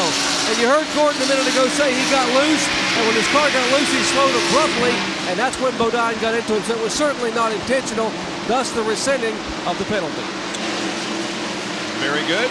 Bodine runs in 3rd. The leader of the race is Rusty Wallace. Then Dale Earnhardt, Jeff, Darrell Waltrip. And Mark Martin is in 5th place. Darrell Waltrip is 4th. Mark Martin is 5th. Bill Elliott 6th. Harry Gant is 7th. Rick Mast is 8th. Joe Nemechek is 9th. Dale Jarrett 10th. Sterling Martin 11th. And here is Bodine going to the inside of Earnhardt and taking 2nd position away. Now Bodine sets his sights on the leader, Rusty Wallace, who has now led 15. Oh, and a spin up here in turn 4. Jeremy Mayfield is sliding down the banking, and everybody else is going to get by okay. And I don't think he touched anything. And no caution yet, Bob. The car is way down. Oh, and he's coming up front of the leader. Man, oh man, scared me to death.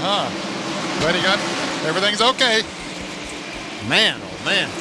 And looky here at Jeff Bodine. He has caught Rusty Wallace. I think Rusty's spotter told him, look out for Jeremy Mayfield. I think he slowed down. That's one reason that Jeff Bodine was able to catch him as fast as he did. As I was saying, Rusty has now led 15 of the last 16 short track races. Let's take a look at this again. Bodine got, okay. Jeremy just went in the corner and lost control and spun right in front of all these cars, and only great driving saved him from getting hit again.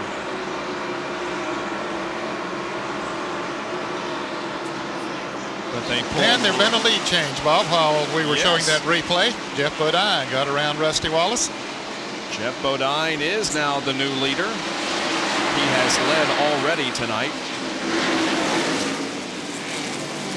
Watch this. He goes up high, and Bodine goes by. Now, remember, we have an in-car camera with Jeremy Mayfield, or a roof cam. Watch what happens.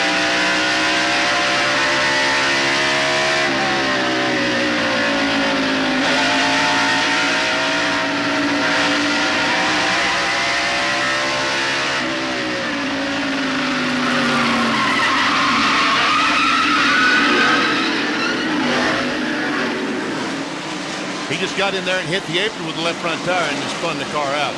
Now, meanwhile, Jeff Bodine can probably run a little faster than he is right now, but he's in the lead. He's just going to stay and run that pace, trying to save those tires as much as he can. Jeremy Mayfield was only 1 lap down when he spun.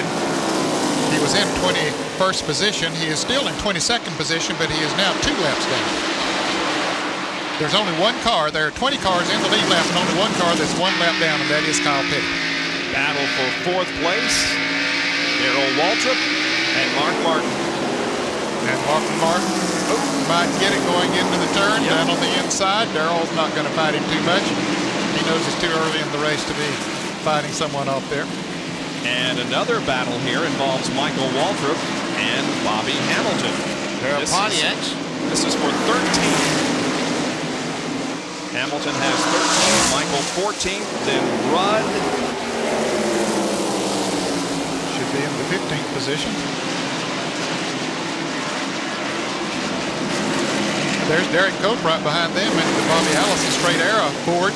Amazing. He hit the wall early in the race, and he's still out there in the lead lap. All these guys in the lead lap, including Derek Cope and Todd Bodine. Todd tries to get to the inside of Cope in 1, and he does.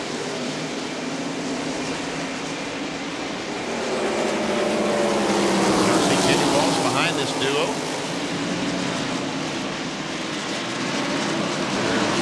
Ted Musgrave Approaching that halfway mark. They have completed 247 laps. 3 from the halfway point with Jeff Bodine leading. There's 3rd and 4th. Earnhardt and Martin. Martin goes into the inside and gets it. Darrell Waltrip closes in on Dale. Earnhardt was using that higher line there. Now he goes back up there again. He's going to try that one more time. And look who else is using that high line. Darrell Waltrip. Running extremely high down in 1 and 2. Much higher than 3 and 4. Ram field summary. Next time, cross flags will be shown by Doyle Ford, the flag man, and will signify the halfway point. By the way, Jeff Bodine is sort of on a hot and cold streak. He's the current leader. He has 2 wins, but also a 31st, 33rd, 39th, and a 29th in his last 6 races. He either does real good or real bad. That's right.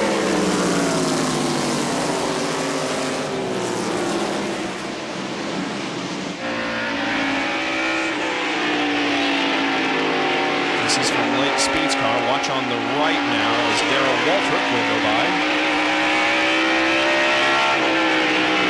Well, we have completed now the halfway point, and the race settles down into a rather routine affair, although nothing is ever routine at Bristol. We'll be right back.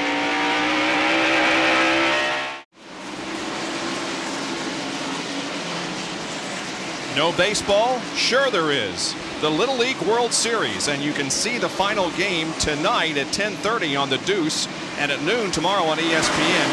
Rain delay in Williamsport, Pennsylvania earlier today is the reason why it was running late, but you can see it tonight and again tomorrow with Cal Northridge against Venezuela. That Northridge team is from the area that the earthquake occurred in? Exactly. They had all kinds of problems there. Do they have a nickname or something? I read something about that. Yeah, I can't remember the nickname. The Shockers or the Rockers or something. I don't know. Shockers, I believe. You're right. 14th and 15th here, Michael Waltrip and Todd Bodine.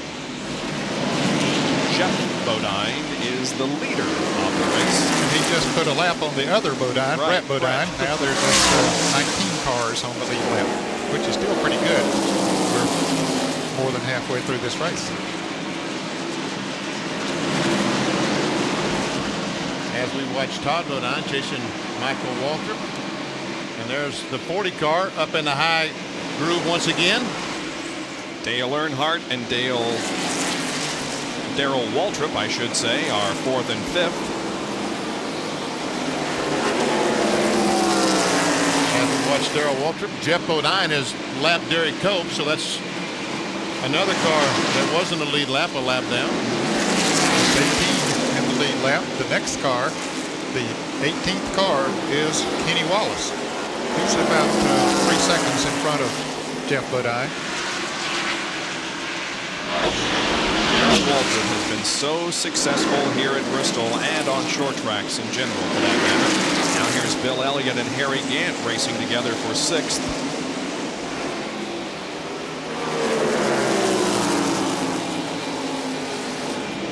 Harry Gant was our pole sitter. And green and white number 33. In his last race here in Bristol.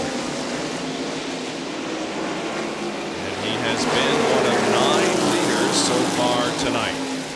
Bill Elliott's teammate, Jimmy Spencer, we mentioned earlier, did not make the show. The 27 car went home. Now here's the Busch Beer race recap. The leader is Jeff Bodine, having led the last 25 laps.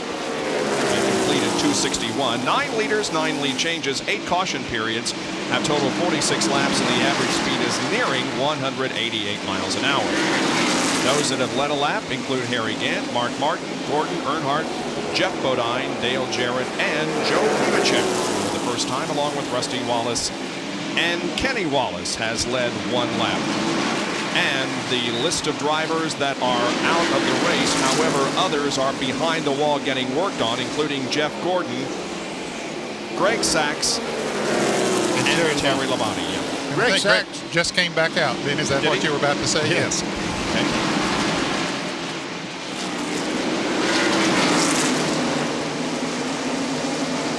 Well, we'll give you a field summary now, and you can see where everybody is running, or where they were running last time around. Although positions change so quickly here. Sterling Marlin is in the top 10. Kenny Wallace is 17th, and 18 cars are on the lead lap.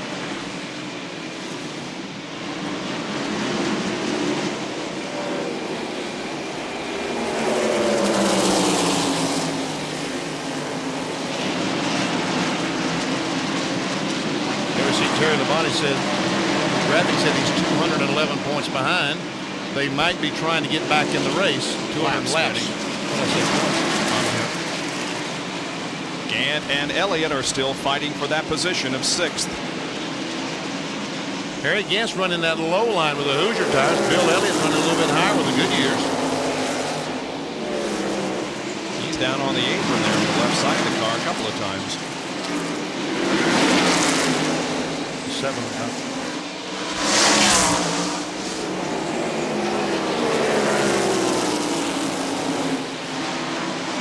And here Jeff Bodine is coming up on Kenny Wallace in the Haviland Ford, about to put a lap on him. That's the 18th place position. And another battle involves Hamilton and Todd Bodine for 13th. And for those of you just joining us, the good news that Jerry Punch reported to us earlier tonight, Ernie Irvan, who normally is in that 28 car, has been taken off the critical list, upgraded to Sirius. Kenny Wallace substituting for him has just lost a lap. And look at Rusty Wallace. He's closing up on Jeff Bodine.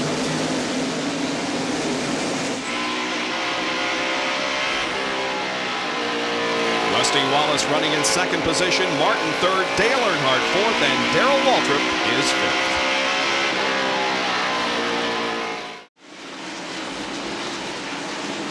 We open up the second half of the NASCAR Winston Cup short track season here at Bristol Raceway in Tennessee with the Goody's 500 tonight. The first 4 short track races of '94 have been won by 4 different drivers. Ernie Irvan, Dale Earnhardt, Terry Labonte, and Rusty Wallace. Right now, Jeff Bodine is leading, but Rusty Wallace is not too far behind, and we ride with him. Now he puts a lap on Ricky Rudd, who is running in 16th position. So 15 cars now in the lead lap. And Mark Martin, he's back there, that Valvoline Ford, as he gets alongside Ricky Rudd. Sorry. We can see he's only 3 or 4 car lengths behind Rusty Wallace. And the leader isn't that far ahead. Joe Nemechek brings her down pit road. He spun in turn 4. He was running 8th. Some heavy damage to that right side of that car.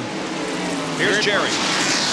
He cut a right front tire and was able to make the quick, sharp left-hand turn down off the banking. A couple of cars able to avoid him, keep him from T-boning into the side.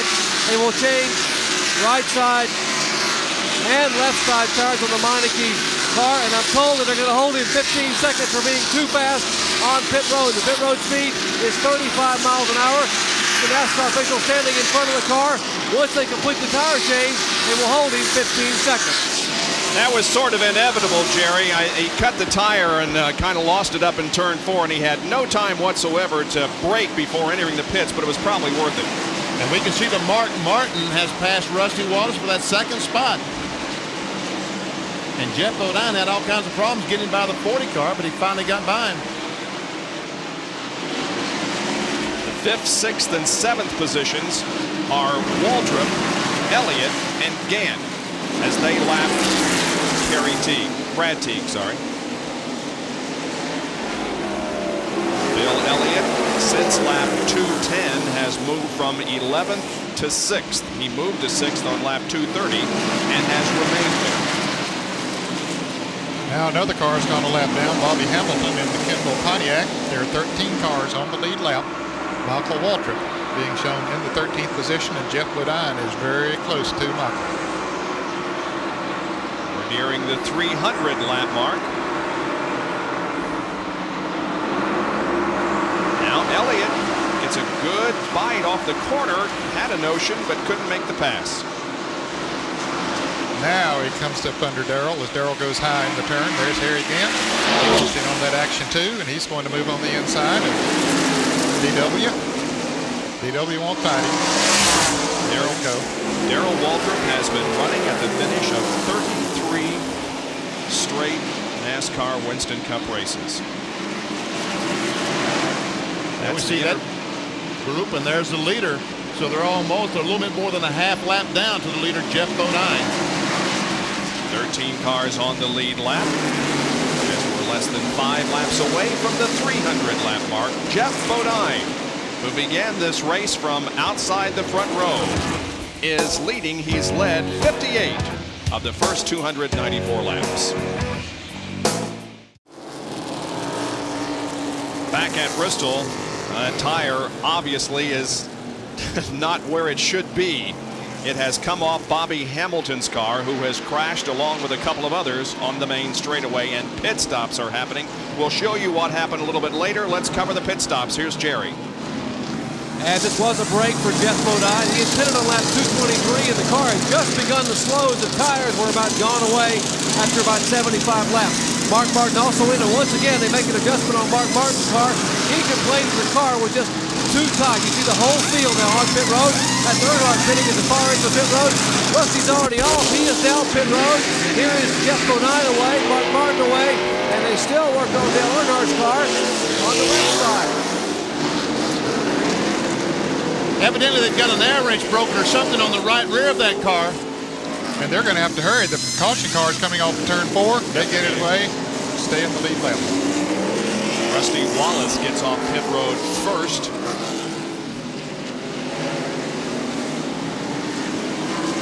Now the question is, did they fix Earnhardt's problem, or does he have to come back in? And look at the right rear tire is gone off the 40 car. He's coming back. Here it is from Ted Musgraves in car.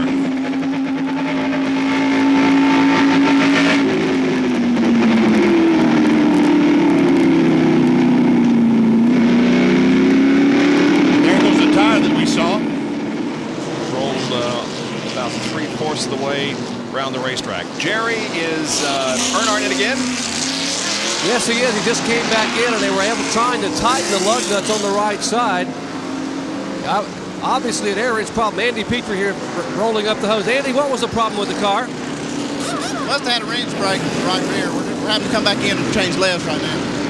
So they're going to bring him back in and change left side tires. They had an air wrench fail on the right rear. They brought him back in that time just to get the lug nuts tight on the right rear.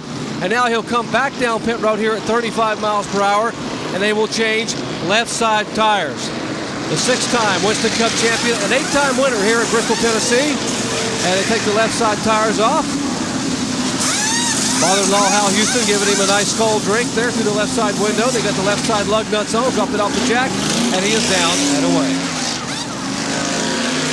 Now we will show you again what happened to Bobby Hamilton. There's the missing right rear tire and considerable damage to the front and the side of the car. He also hit the 22 car. We might add that he hit Bobby Labonte as Labonte was going by there. And I don't know if the rear tire fell off the car is why he crashed, or if it was knocked off in, we made contact with the wall. It's a good thing that tire didn't go into the grandstand or was hit by somebody, because it was traveling at a high rate of speed there.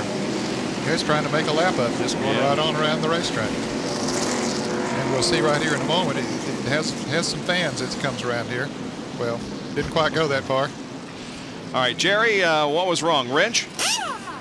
Here's what happened. This is the wrench they were trying to use. Now I'll have Nelson Crozier hold it as if we were putting it under a lug nut. Now watch the end here. I'm going to put pressure on it, and nothing happens. The handle is broken, so they were doing all they could. It makes all the noise and does all the vibration, but it does not tighten the lug nut. That's what cost Dale Earnhardt some valuable time and spots on the racetrack. Bob? A lot of noise, no action for Dale Earnhardt, who falls way back to 11th position, I believe, for the restart. Well, fortunately for him, now there are only 12 cars on the lead lap, so it didn't hurt him as bad as it would have earlier. Martin came in first, comes out third. Jeff Bodine stays the same. Rusty Wallace gained 2 positions. Bill Elliott stayed in 4th. And Dale Earnhardt from 5th all the way back to 12th position for the restart. The enthusiasm continues here among the crowd at Bristol International. We've just gone green here at Bristol once again with Rusty Wallace up front. Jeff Bodine is running in second. Rick Mast in car 1 is 13th, a lap down. Behind this group, there is all kinds of activity going on. Look at this mess. And Earnhardt's right in the middle of it. Yeah, he doesn't want to be in there, but he had no choice as a result of the problems they had in the pits.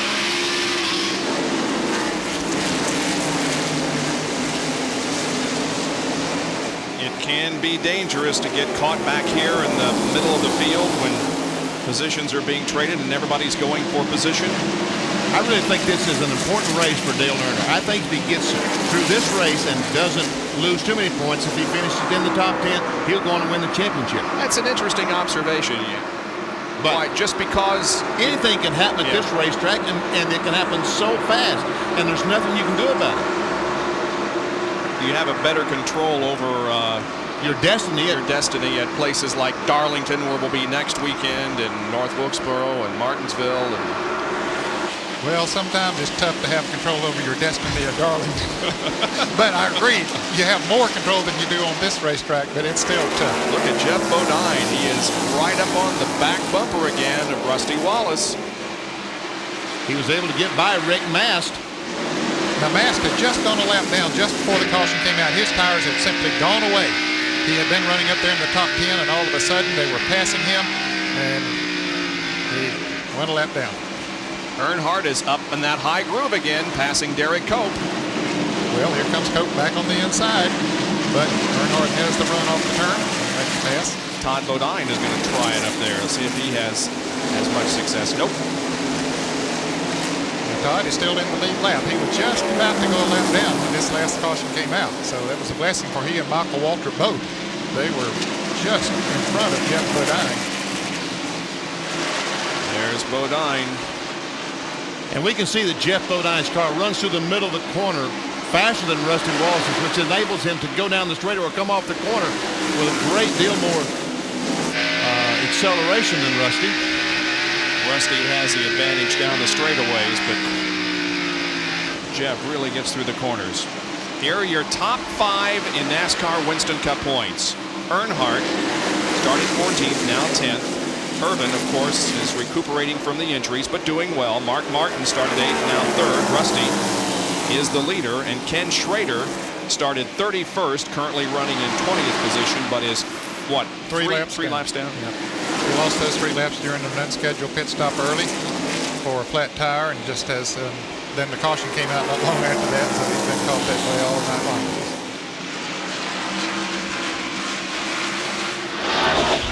Rusty Wallace has an amazing. There is Bill Elliott and Harry Gant. These guys have been running together, seems like, for most of the race. Well, for a good portion of the last 100 laps or so, but Gant takes the position away from Bill Elliott. That is 4th. So Elliott back to 5th. The only thing wrong with that picture, they're missing Darrell Walker. Oh, there's Darrell. I knew he'd be in that picture in just a second. There he is. And right behind Darrell Waltrip is Sterling Marlin in the Kodak car. There he comes into the picture, the yellow car. He is running in the 7th position. And this is his 300th NASCAR Winston Cup start.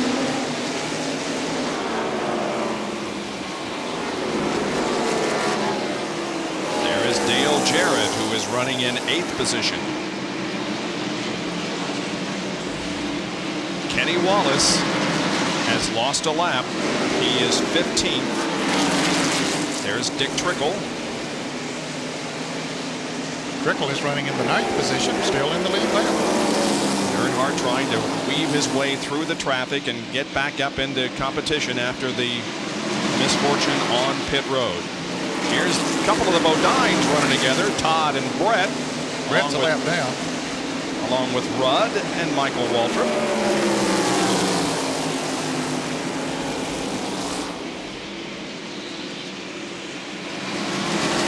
Being shown in the 16th position. Gordon Shepard there in the Zingo Ford. He's 4 laps down. Now Waltrip trying to take over 5th from Elliott.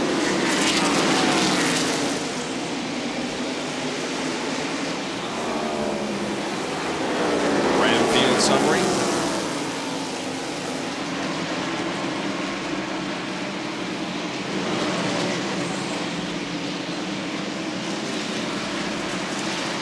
So you can see what a disadvantage running high is. Bill Elliott running low on the racetrack pulls away from Darrell Waltrip by about a half a car length. Now, if they run across traffic, Darrell closes her up right on the back bumper of Bill. But you can see what a huge advantage is to run on the bottom of the racetrack.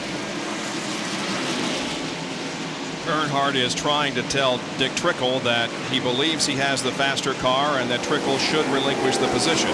Dick Trickle has other ideas. He's not intimidated. And so Earnhardt will go up top. Long way around up there. I think he's going to do it. Yep. That's a good pass on the outside by Earnhardt. Here comes Todd Bodine, the factory stores car. Dick Trickle racing for what? 9th spot? 9th, 10th, and 11th here. That battle is for 10th between Trickle and Bodine.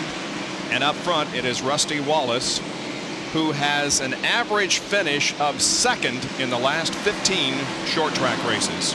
An average finish of 2.0, huh? Yep. Wow. That's pretty strong. It is. It's very strong. And he leads here tonight, looking for his 5th victory here at Bristol International Raceway, but his 1st in this night fall race. We'll be back with more live coverage of the Goody's 500 after this.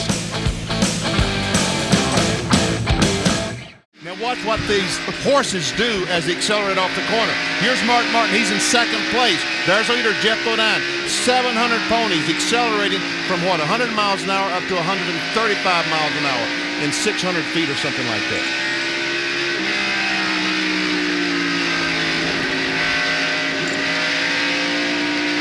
Well, Rusty Wallace got past. Jeff Bodine used a little of that horsepower that he's got under his hood to move around. Rusty, of course, has fallen back to 3rd now as Mark Martin is into 2nd. Jerry? Well, Mark Martin has got a problem. He has been told by NASCAR that he has an exhaust pipe or something dragging beneath the car. As he goes to the corner, you see the sparks from beneath the car number 6, and he follows Jeff Bodine in turns 1 and 2. Up in 3 and 4 isn't quite as bad. And here in the Valvoline pit, Steve Bill and the crew are getting ready to try to put some sheet metal beneath that dragging. And we are told that Bill Elliott is also slowing down and lost the position. I believe Jerry might have lost the cylinder. I'm not sure. He just seemed like he's not running quite as fast on the straightaway. Sterling Marlin has moved around him now as Terry Labonte is back out on the racetrack right now. Sterling Marlin has taken over 5th from Bill Elliott. But he's definitely not running quite as fast as he was. Maybe there's no major problem for him. John Kernan has more. A few laps ago, coming out of turn number 2, Bill Elliott got so far sideways, I thought he was going to end up down here on pit road on the backstretch. But somehow he managed to save the car and keep it going in a straight line. That was when Sterling Marlin made his move and caught up a lot of ground on Bill. And Dale Earnhardt has picked up a couple of positions here as he has moved to 8. And Jerry has more on Mark Martin. We are now being told it is actually the strap that holds the exhaust pipe in position beneath the car. That strap is either vibrated loose or broken, and that is what is dragging beneath the valve moving forward. The car bouncing down in turn 22. You see sparks as the strap is... And we have a crash in the backstretch as Mike Wallace is up against the fence on the high side, and Ken Schrader is against the fence on the inside. And Rusty Wallace, as I was watching that live, got nailed pretty good in the rear end of the car. I don't know how that'll affect the performance of it, but I think it was Kyle Petty who hit him in the rear end. Almost drove Rusty into the wreck, as a matter of fact. Yeah, here it is again. There we see Wallace coming off the corner. He goes up by himself, loses control, backs in the fence. Not a lot of contact with the wall, but now as he comes back across the racetrack, wow. Jeremy Mayfield knocked off the rear bumper as the 52 car spun out. Jerry Punch. Now with this pit stop, everyone down here where we are should be able to go the rest of the way on fuel. Now tires could be a different story. Here is Mark Martin. Watch them. They will change 4 tires. As you watch the 7, 6, and 2, that is Jeff Bodine, Mark Martin, and Rusty Wallace. Now they're going to put a strap on the left side exhaust, bring the strap up and try to hold it up, hold the exhaust pipe up. Rusty is down and away in the car number 2. Here is Bodine down and away. Now left side tires going on Mark Martin's car. Mark Martin is down off the jack, so he is down and away. He and Darrell Waltrip race to the end of pit road. Let's go to John Kernan. 4-tire change, Sterling Marlin, Michael Waltrip, and Todd Bodine. They also tightened up Sterling Marlin's car. He is the first one to leave. Dale Jarrett also leaves pit road with 4 tires. There goes Michael Waltrip, and Todd Bodine follows behind. Dale Jarrett also moving out of the back pits. Rusty Wallace's crew once again gets him out first, and he will have the lead when we go back to racing. And we saw Jeremy Mayfield take the rear bumper off the 90 car. Watch this.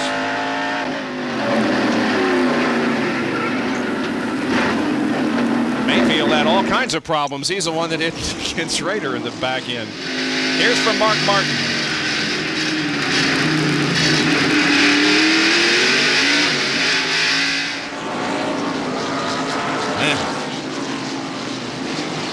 John Kernan has more on Sterling Marlin.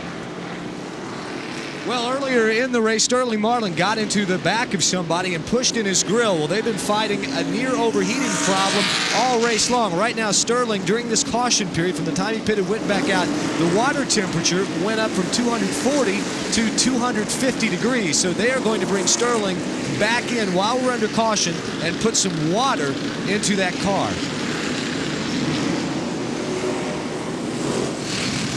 That might be easier said than done. Well, no. Getting the hood up was fairly easy. Sometimes when you bend the hood up like that and come in and try to get it up, it's very difficult to do, but they are trying their best. 358 laps are complete here at Bristol in the Goody's 500 NASCAR Winston Cup race. Less than a lap of green complete here at the Goody's 500 at Bristol. Rusty Wallace leads the race. Jeff Bodine is second. Harry Gant is third, the pole sitter. Bill Elliott is in 4th place, and Dale Earnhardt is 5th. Elliott and Musgrave running together near that pass. Earnhardt is once again up on the high side. Passing cars right and left. So this car is, there's Derek Cope. He is a lap down. Darrell Waltrip in 6th place, right behind Earnhardt as they get in close quarters. Mark Martin is in 7th. He lost a lot of positions on that pit stop as they tried to repair that damage that, or whatever that was hanging down, as Jerry Punch had reported. But he's going to get one of those positions back there on the inside of Darrell Waltrip. But he's running up on Jeremy Mayfield. Yep, he makes the pass. Wallace and Bodine still going at it. Yes. Jeff Bodine was able to get by Rick Mast, and you can see that he is faster than Rusty Wallace right now. Well, what will happen in 75 laps or so if we stay green? Then I think Mark Martin will probably be the fastest car on the racetrack, but where he'll be in the running is yet to be seen. But those Hoosier tires are fast when they're new. And that's what Jeff Bodine has on his Exide batteries forward, and he's going to make a pass. Yes, he is. So Bodine goes back into the lead. And the 33 of Harry Gant is really closing in on second place Rusty Wallace. Well, Hoosier started first and second with Gant and Jeff Bodine, and currently they are running first and third with Rusty Wallace between them. The right car of Terry Labonte, by the way, Benny, is back on the track. You can see he's about 294 or so laps behind. Ned, you're right. These Hoosiers are really fast, but I think there's too many laps, about 130 laps to go. So if the caution flags drop just right, they're in good shape. If it goes green the rest of the way. Jeff Bodine has never won here at Bristol.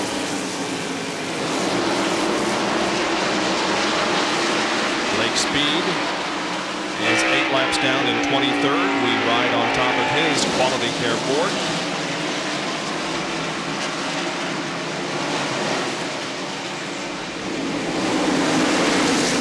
Ron Andretti still out there running. It's Jeff Burton, the Robustus car. That's the one we had in the track fact just a moment ago with all the horsepower. Whoa. And on the racetrack live, Martin and Earnhardt are going at it for 5th position. Well, they're not going at it any longer. Mark Martin just passed Earnhardt and took the position away. Dale, of course, had a bad air wrench on a recent pit stop. Here's a Napa field summary.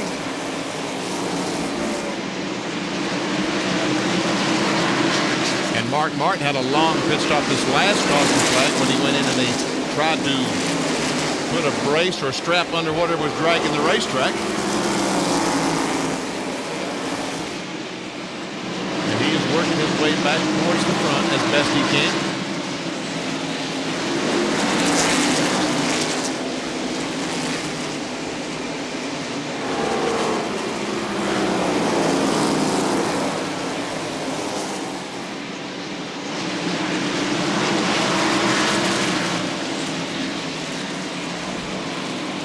Goodwrench Chevrolet. Boy, that car runs good at this racetrack. Yes, it does. Last week, unfortunate incident took him out early. He finished 37th. That was his worst finish in the last 65 races, dating back to Talladega in July of 1992. All right, let's move back up front and see how Mr. Bodine is doing. Well, the interval is about 5-6 car lengths over Rusty Wallace, and then a little bit more than that back to Harry Gant. Dale Jarrett and Dick Trickle are battling for 8th. Jarrett's car seemed to be pushing a little bit off the turns. He got pushed there a little bit by Trickle, and he's going to let him go by. Michael Waltrip right there, too, in the Pennzoil Pontiac. Dale's had a good race, though. I mean, no doubt about it. He didn't start very high up, but he's been on the lead lap all race long. He started 29th. Here is Mark Martin going to 4th. Taking that spot away from Bill Elliott. Now he's Mark Martin a little bit more than a straightaway behind Harry Gant in 3rd place. And now Michael Waltrip picks up the battle with Dale Jarrett. And I'd like to say hello to Mark Hayes, one of the guys that works on this 30 car. As you see his progression from lap 300 from 12th to 10th. Go ahead. Well, he's battling a cancer problem. He lives in Yadkinville, North Carolina. Saw him at the softball game Tuesday night. He's looking good, and all I can say is, Mark, keep fighting. Did you play? He Softball? He told him about Did you play softball? No, I told him all about it, though. What would you play if you played softball, Benny? Second base? Backstop, I guess. Well, that's even better. Right here is where Dale Jarrett's losing it off turn 2. His car is just pushing there. He can't get off of that turn. He's on the inside. Got that run on him. And there's Sterling Marlin coming up. He'll be the next one. Michael to 9th, Dale to 10th. Marlin is 11th, and then Todd Bodine in 12th, and those are the cars on the lead lap. All 4 cars there battling for position.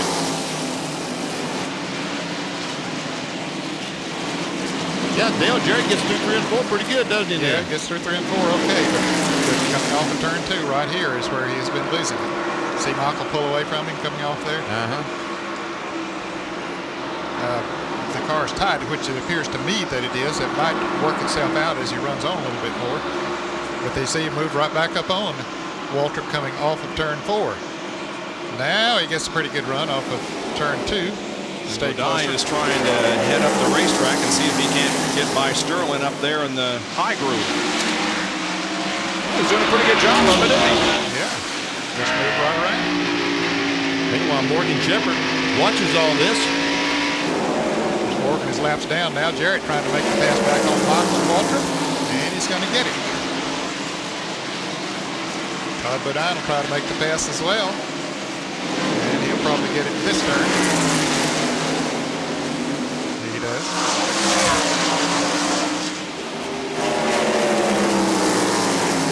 Marlin comes inside and passes. Oh, Dale Jarrett spins out coming off at turn 4, right in front of that group. Heavy contact with the outside wall.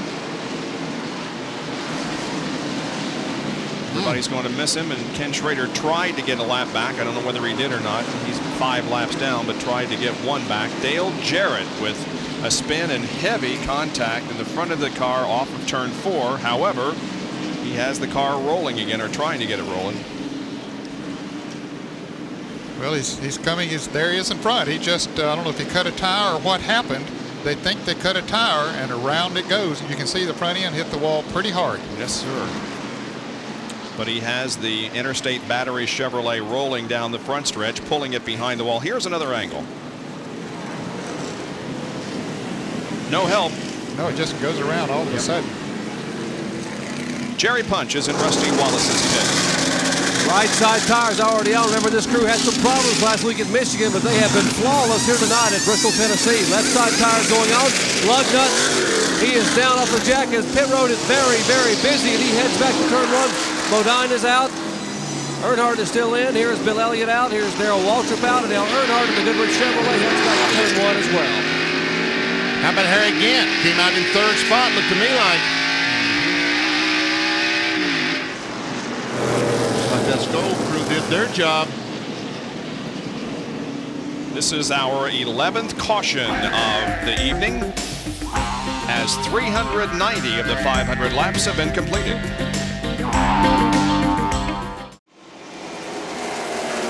We have just gone green, 3/4 of a lap completed, with Jeff Bodine showing the way. A near crash in the backstretch, but everybody is okay. Here's a big group of cars. Dale Earnhardt, Kenny Wallace, Bill Elliott, Ricky Rudd, Mark Martin, and others. While we watch Rudd there, here's a pretty interesting statistic. Rudd has scored more points in the last 6 races than any other driver. I'm not so sure that he'll be able to claim that after tonight, because he is 14th, a lap down, but the last 6 races have been very good ones for Ricky Rudd. At 28 car, once again, just tuned in is Kenny Wallace. He's substituting for Ernie Irvin while Ernie recuperates up in Ann Arbor. Off the critical list. Here's the restart. Here's that near crash I was talking about from our remote control cam off of turn 2. Boy. Looks like 52 car Brad Teague did get in the wall. Here's a race for 2nd place. Well, the question now becomes, can the Hoosiers pull off another win here? Jerry Punch. Bob, the Hoosier engineers are very, very excited. Early in the race, the wear wasn't that good. They were getting about 70 laps, then 80 laps, then 90 laps. Now they feel that comfortably the tire will last 100 laps. That's how many laps are left in this race, and 2 of the top 3 have the Hoosier tires on. So for the 7 and 33, it looks pretty good right now. Indeed it does. If they can go 100 laps, they'll pull off the victory, because we went green with just 101 or 102 laps to go. There is the third place Harry Gant on Hoosiers, with Rusty Wallace on Goodyear's ahead in second. And Gant had Rick Mast between he and Rusty not long ago. He has disposed of Rick Mast and is picking up on. And Mark Martin just passed Bill Elliott for that spot. Took over, what is it, the fifth spot? Fifth, sixth, and seventh right here. Martin, Elliott, and Waltrip.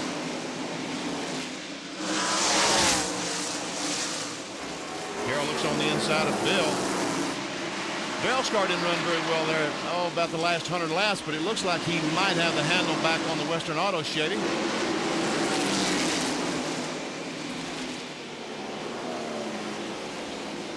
Waltrip in 39 Bristol starts, have 12 wins, 23 top fives, 29 top tens, the best record of all active drivers. Darrell Waltrip.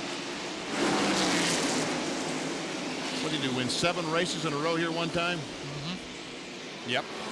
Some kind of a record on this racetrack.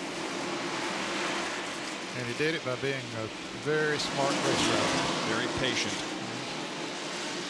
Waltrip, by the way, has had 3 top 10 finishes in the last 3 races.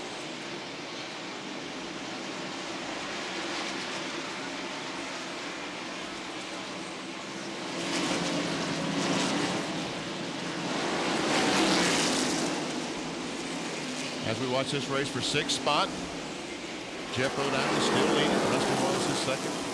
Harry Gant's third. Everybody going high to miss John Andretti, who had his problems early on, made repairs, and is out there running at a much slower speed than everybody else. There is Jeff Bodine, the leader. Rusty Wallace in second, and Harry Gant third. Now on Speed Week tonight, we talked to Harry Gant, and he said that even though he, because of his pole here tonight, has a position in the Busch Clash at Daytona in '95, he would hold to his retirement and not compete in it. Would not run in the Busch Clash. Now the question is, will this racetrack have a representative in that Busch Clash in '95? Because remember the guy who won the pole for the race here in the spring? Chuck Bound? Chuck Bound, who is not in the series. Oh, and here's Lake Speed. Lake Speed hits the wall on the inside of the front stretch. Keeps going. And no caution. How about that? A lot of damage, though, to the Quality Care Ford of Lake Speed, who was in 22nd position, 9 laps down.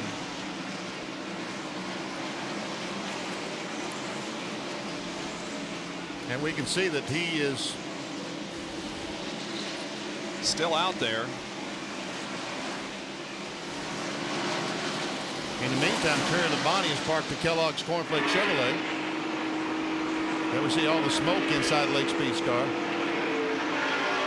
Terry Labonte pulled into the garage area, what is the garage area, the infield here, immediately after Lake Speed had made contact with the wall.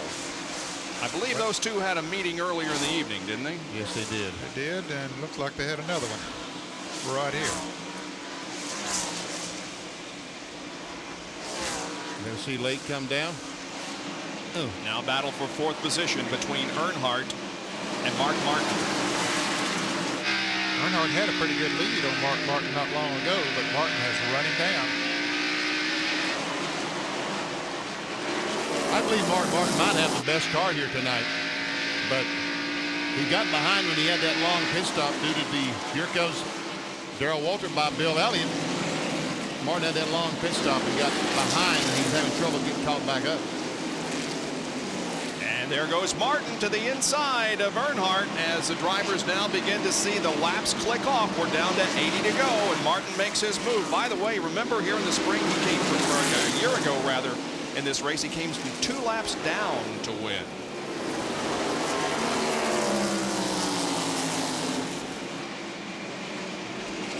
Earnhardt closed up right on the back bumper. Everyone on the front grandstand stood up. Yep. They thought he was going to see a wreck.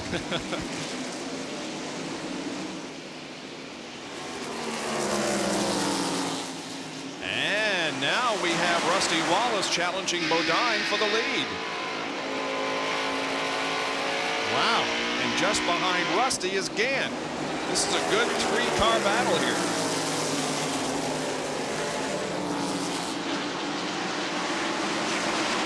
Jeff Bodine had several car length advantage on Rusty Wallace just a couple of laps ago, and he has seen that lead just vanish.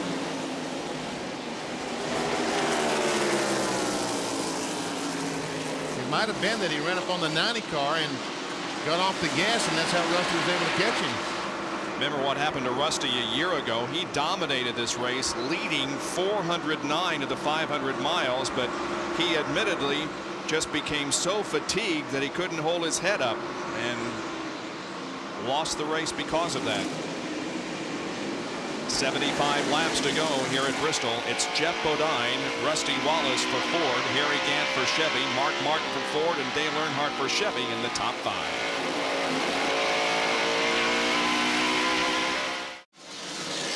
Back in Bristol, Tennessee, with less than 70 laps to go, and possibly a problem for our leader. Jeff Bodine in the Exxon Battery Ford has radioed to his crew and said we may be out of water. Danny Glad, the engine builder, just told me they may have a pinhole in the radiator and they may have been leaking water. Apparently now we are seeing smoke from the 7 car. Bodine just radioed in and said it is very, very hot. The engine temperature is extremely hot, and it could be curtains for the car number 7. Right now, he maintains the lead by about a couple of car lengths over Rusty Wallace, but we'll keep an eye on that situation. Meanwhile, there's a good battle for 9th position going on between Todd Bodine and the 4-car of Sterling Marlin. Also, Michael Waltrip is involved in that 3-car battle for 9th. 9th, 10th, and 11th that we're seeing right there on the screen. Todd Bodine in the blue and red cars, number 75. 2 yellow cars of Sterling Marlin, number 4, and Michael Waltrip, number 30. Brad Teague still hanging in there in that car, number 52. She is in 3rd position, 20 laps down.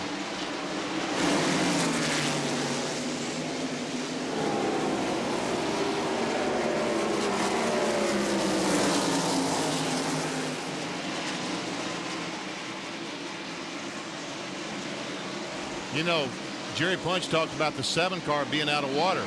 Well, you know, why don't he go to the pits? Well, he's trying to win the race, and maybe he has a gauge, a water gauge that's malfunctioning, so he's got to stay on the racetrack. But if he is out of water and this thing blows up, we're looking at taking out himself, Rusty Wallace, and Harry Gant. There's the water hose. They're ready in case he should come in. He stretched out the lead on Wallace a little bit. Yeah, Mark Martin is gaining on the whole crowd, though. He is really coming up through there. There's the 3 leaders. There's Mark Martin, just barely came into the picture. Here's a Napa field summary how the drivers were running last time around. There's the 6 car. There, your top 4 right there in the shot. Man, it's a great race. 60 laps to go.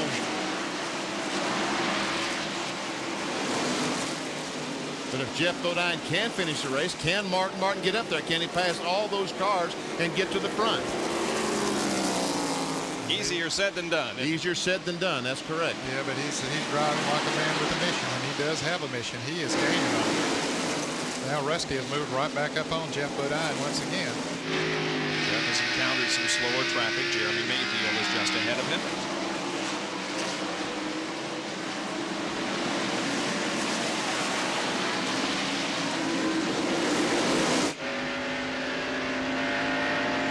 Camera from Jeremy Mayfield's finger up forward.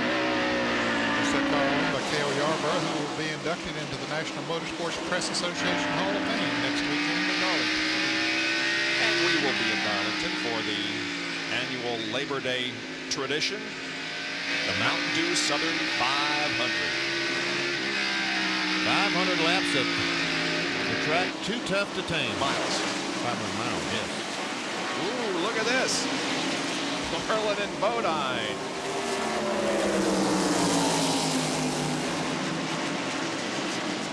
Ninth spot, 9th, 10th, and 11th. Average speed of the race, 90.1. We're about 11 miles an hour under the track record. We have been slowed by 10 caution periods for a total of 68 laps. 90 car of Mike Wallace has returned to competition after being behind the wall. He is now 42 laps down. There's Michael Waltrip looking to the inside of Marlin, who tries to get to the inside of Bodine. This battle has been raging for 100 laps or so, hasn't it? It sure has. Marlin's got a run on him going into turn 3. Does Todd know he's there? Yes, he does. Here comes Michael, going to take that other spot away. So Todd goes from 9th to 11th, just like that.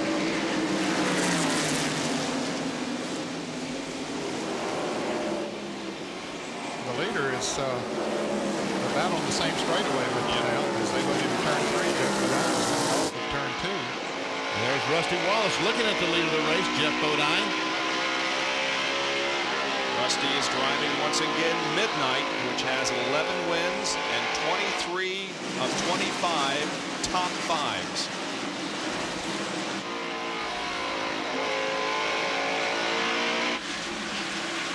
Well, you know, last year you raced the Pontiac, and you say, well, how can that be? Because this year you have the Ford.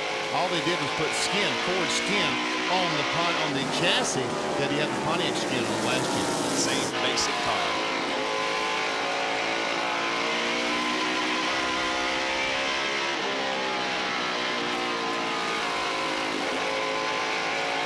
Jeff coming up on his brother Brett, put another lap on him. He's put Brett 2 laps down. He's 16. Blake Speed coming back in the action with Ford quality gear car.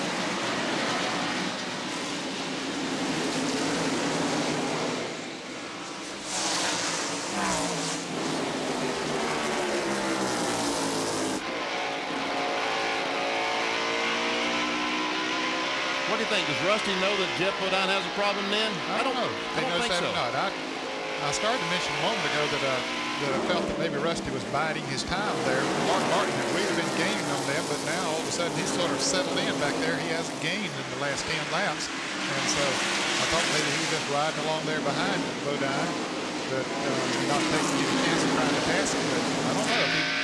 If he knows that he has that problem, he should be trying to pass him because, as you said earlier, if he should blow up right in front of that little boy, that wouldn't be much Rusty could do about it. As a matter of fact, Dale Earnhardt might be gaining on Mark Martin now. Oh, there he goes. There he goes. He blew it up right there. Down the front straightaway. Jeff Bodine drops from the lead. And a lot of smoke coming from the exhaust headers of that car. Here is Jerry Punch. Well, as you said a minute ago, Jeff Bodine had no choice but to try to run to the finish of this race. The car actually ran about 24 laps with little or no water in it. And now he sits here. There's a light on the dash indicating that the engine is overheating, and there's very little water circulating. Bodine sits patiently. The light now glows inside the car. They will change tires and they try to add water to the engine, but obviously his chances of going to victory lane are over. Jeff Bodine will not win at Bristol. The Unocal bonus money still remains up for grabs, though, as Harry Gant, who started from the pole position, now has second to Rusty Wallace, and the caution is out as Dick Trickle crashes here on the straightaway. Dick Trickle. And this just might be the break that Harry Gant, look, he's running second, but we've said all night those Hoosier tires are faster. Trickle tries to get going again. Gant will get 4 new tires, and he only has about 40 laps to go, so it might be just what he needs. Well, track position becomes vitally important at this moment. Let's see how things shake out as the cars come down pit road for what could be the final series of pit stops. Rusty Wallace has stopped already. Harry Gant now stopping.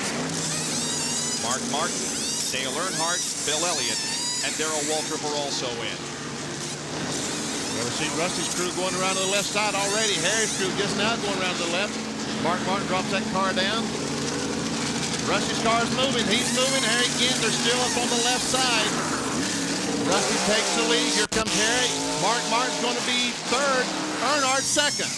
And Harry goes back to fourth. That might beat him then. Yeah, it might do it. He's going to have to race awfully hard if he can get by Mark Martin and Dale Earnhardt, which are 2 tough customers to pass before he could even get to Rusty Wallace. There are 39 laps to go in the Goody's 500. Rusty Wallace is leading. We'll be back in a moment. Back in Bristol, Tennessee, less than 40 laps to go, and Jeff Bodine, unfortunately, your day is over after an outstanding effort. Yeah, hi, Kathy. Sorry, car owner's back home watching. We burnt the engine up. The water pump broke, let all the water out. We knew it was low, but we kept going, hoping it was going to make it, but just too many laps left. You know, it got really hot, burned a piston, seal or something went out of the water pump. But the Exide Ford was pretty much hauling the mail. It's running really good. Proud of the team. Pit stops are great. Hoosier tires are working great. Setup was really good. You know, this really makes us feel good. I mean, I feel bad that we're out of the race, but to run this good consistently, that's what we've been trying to, where we've been trying to put this team. It's there now. It's a shame what happened tonight. Indeed it is. Back to green flag racing, guys. And Rusty Wallace gets a pretty good jump on Dale Earnhardt, Mark Martin, Harry Gant, Darrell Waltrip, and Bill Elliott. Yeah, Harry Gant caught up in some lap traffic. He is losing time to the leaders, so if those Hoosier tires are going to be better, he's going to have to use them up before he can even get around the lap traffic. The next 35 laps will go away very, very quickly. Yeah, these things happen at this racetrack awfully fast.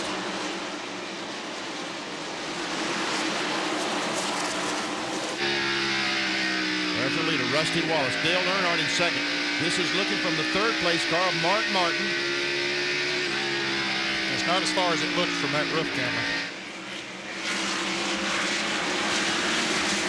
Got 4 cars separate Earnhardt and Wallace. About the same separates Mark Martin and Earnhardt. The top 3, the top 4 in NASCAR Winston Cup points are running in the top 3. Of course, considering Ernie Irvan, who is recuperating from his injuries. Now Harry Gant has cleared the last of that traffic. He just went around Rick Mast as Mark Martin moves in on Dale Earnhardt. Rusty Wallace has pulled away a little bit on Earnhardt. Earnhardt slows. He just pulls over and says, okay, Mark, you've got a fast race car. Go see if you can catch him. Earnhardt thinking about those points.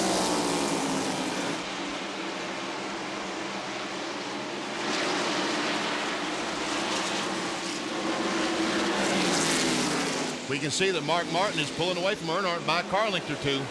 You know, Bob, remember a couple of years ago I went down to the Ridgewood Barbecue and did a buffet binning? Well, my boss, our boss from ESPN, Bob Scanlon, came in Friday, so I said, let's go to lunch. Took him down to Ridgewood Barbecue to really treat him some great barbecue. Are you sure you want to tell this story? Is your contract that secure? You know what Scanlon had? A bacon cheeseburger. I said, man, he probably ordered barbecue at Crystal. Man. Oh, boy.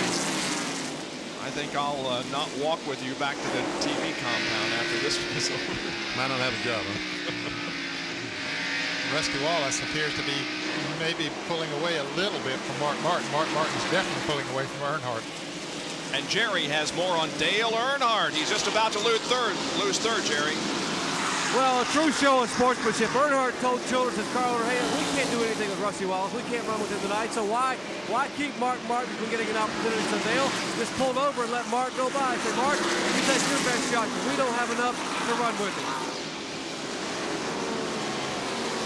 While victories are important in every race that you compete in, Dale Earnhardt must be thinking about his 7th NASCAR Winston Cup championship, the one that will tie him with Richard Petty for most. And he made a rare mistake last week at Michigan, in my opinion. He got tangled up with Todd Bodine. He was on the outside, Bodine was on the inside, and they tangled and put Earnhardt out of the race. In fact, he put both of them out of the race. And I personally felt that he should have been driving a little bit more conservatively at that time. Folks, I tell you, Harry Gant is driving that car as hard as he possibly can, trying to get by Earnhardt. And with his best performance of 94. And you say, well, Earnhardt moved over and let Mark Martin go. Why doesn't he let Harry Gant go? The tires. You see, Harry Gant has the Hoosier tires on. Earnhardt has the Goodyear on. That's one reason that he hasn't moved. And watch Harry Gant. He's on the flat of the racetrack. Boy, cowboy. Harry's best finish of the year was a 7th at Charlotte. So he is having his best performance in his final year of competition. He is 4th right now in this race.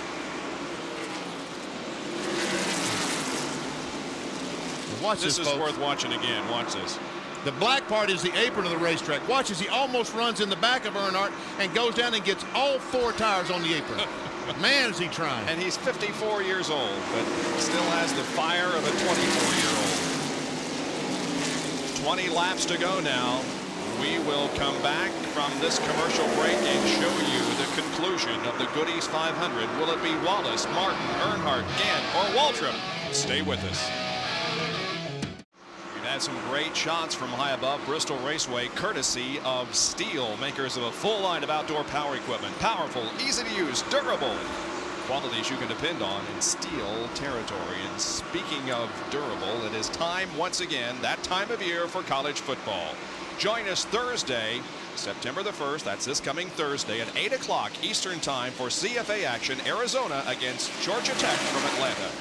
Harry Gant is off the pace. Looks like he has a flat tire.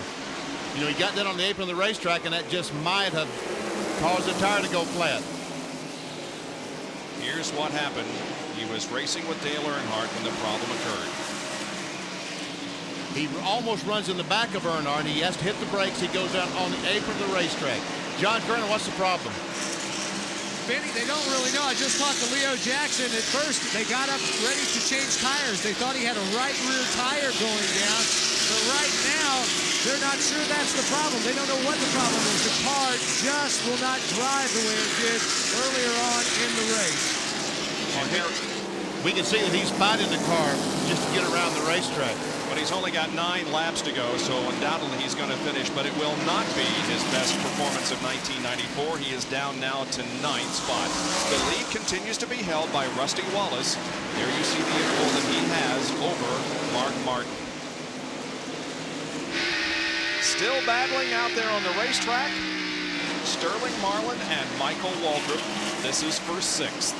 And Todd Bodine. Right behind them is Todd Bodine, who's been in the shot all day. So there he is. Yep, that threesome have been going at it. 6th, 7th, and 8th. Rusty Wallace has won 5 times this year. Can he make it 6? Mark Martin is closing in with 6 laps to go. And they're coming up on some pretty heavy traffic. Rusty will catch him in about 2 laps. And every time they get in traffic, he's careful there, of course, but Mark Martin is picking up on him. The interval between Wallace and Martin about 0.4 of a second. And now they're going to put a lap on Harry Gant. Now this is a break that Martin might need because he's got the 2 cars in front of Rusty in side by side. Jeremy Mayfield and Harry Gant. Boy, Rusty wants Mayfield to get down to the inside of the racetrack out of the way, and Mark Martin did catch him.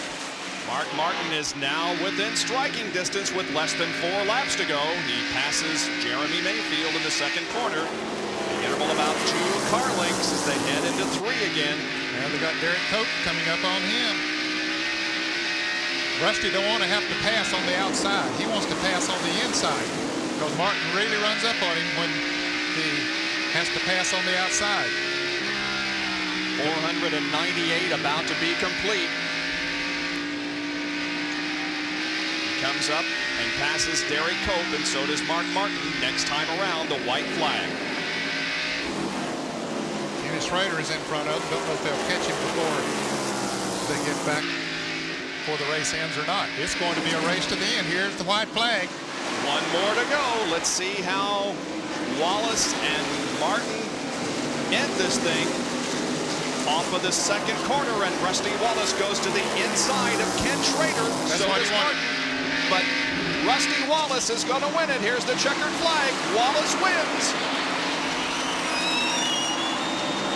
His 6th victory of 94. Let's see how this battle comes out. Marlin, Michael Waltrip, Todd Bodine, they finish in that order, 6th, 7th, and 8th. There's the Miller Genuine Draft crew as they celebrate Rusty's 5th win at Bristol. John Kernan is with Buddy Parrott.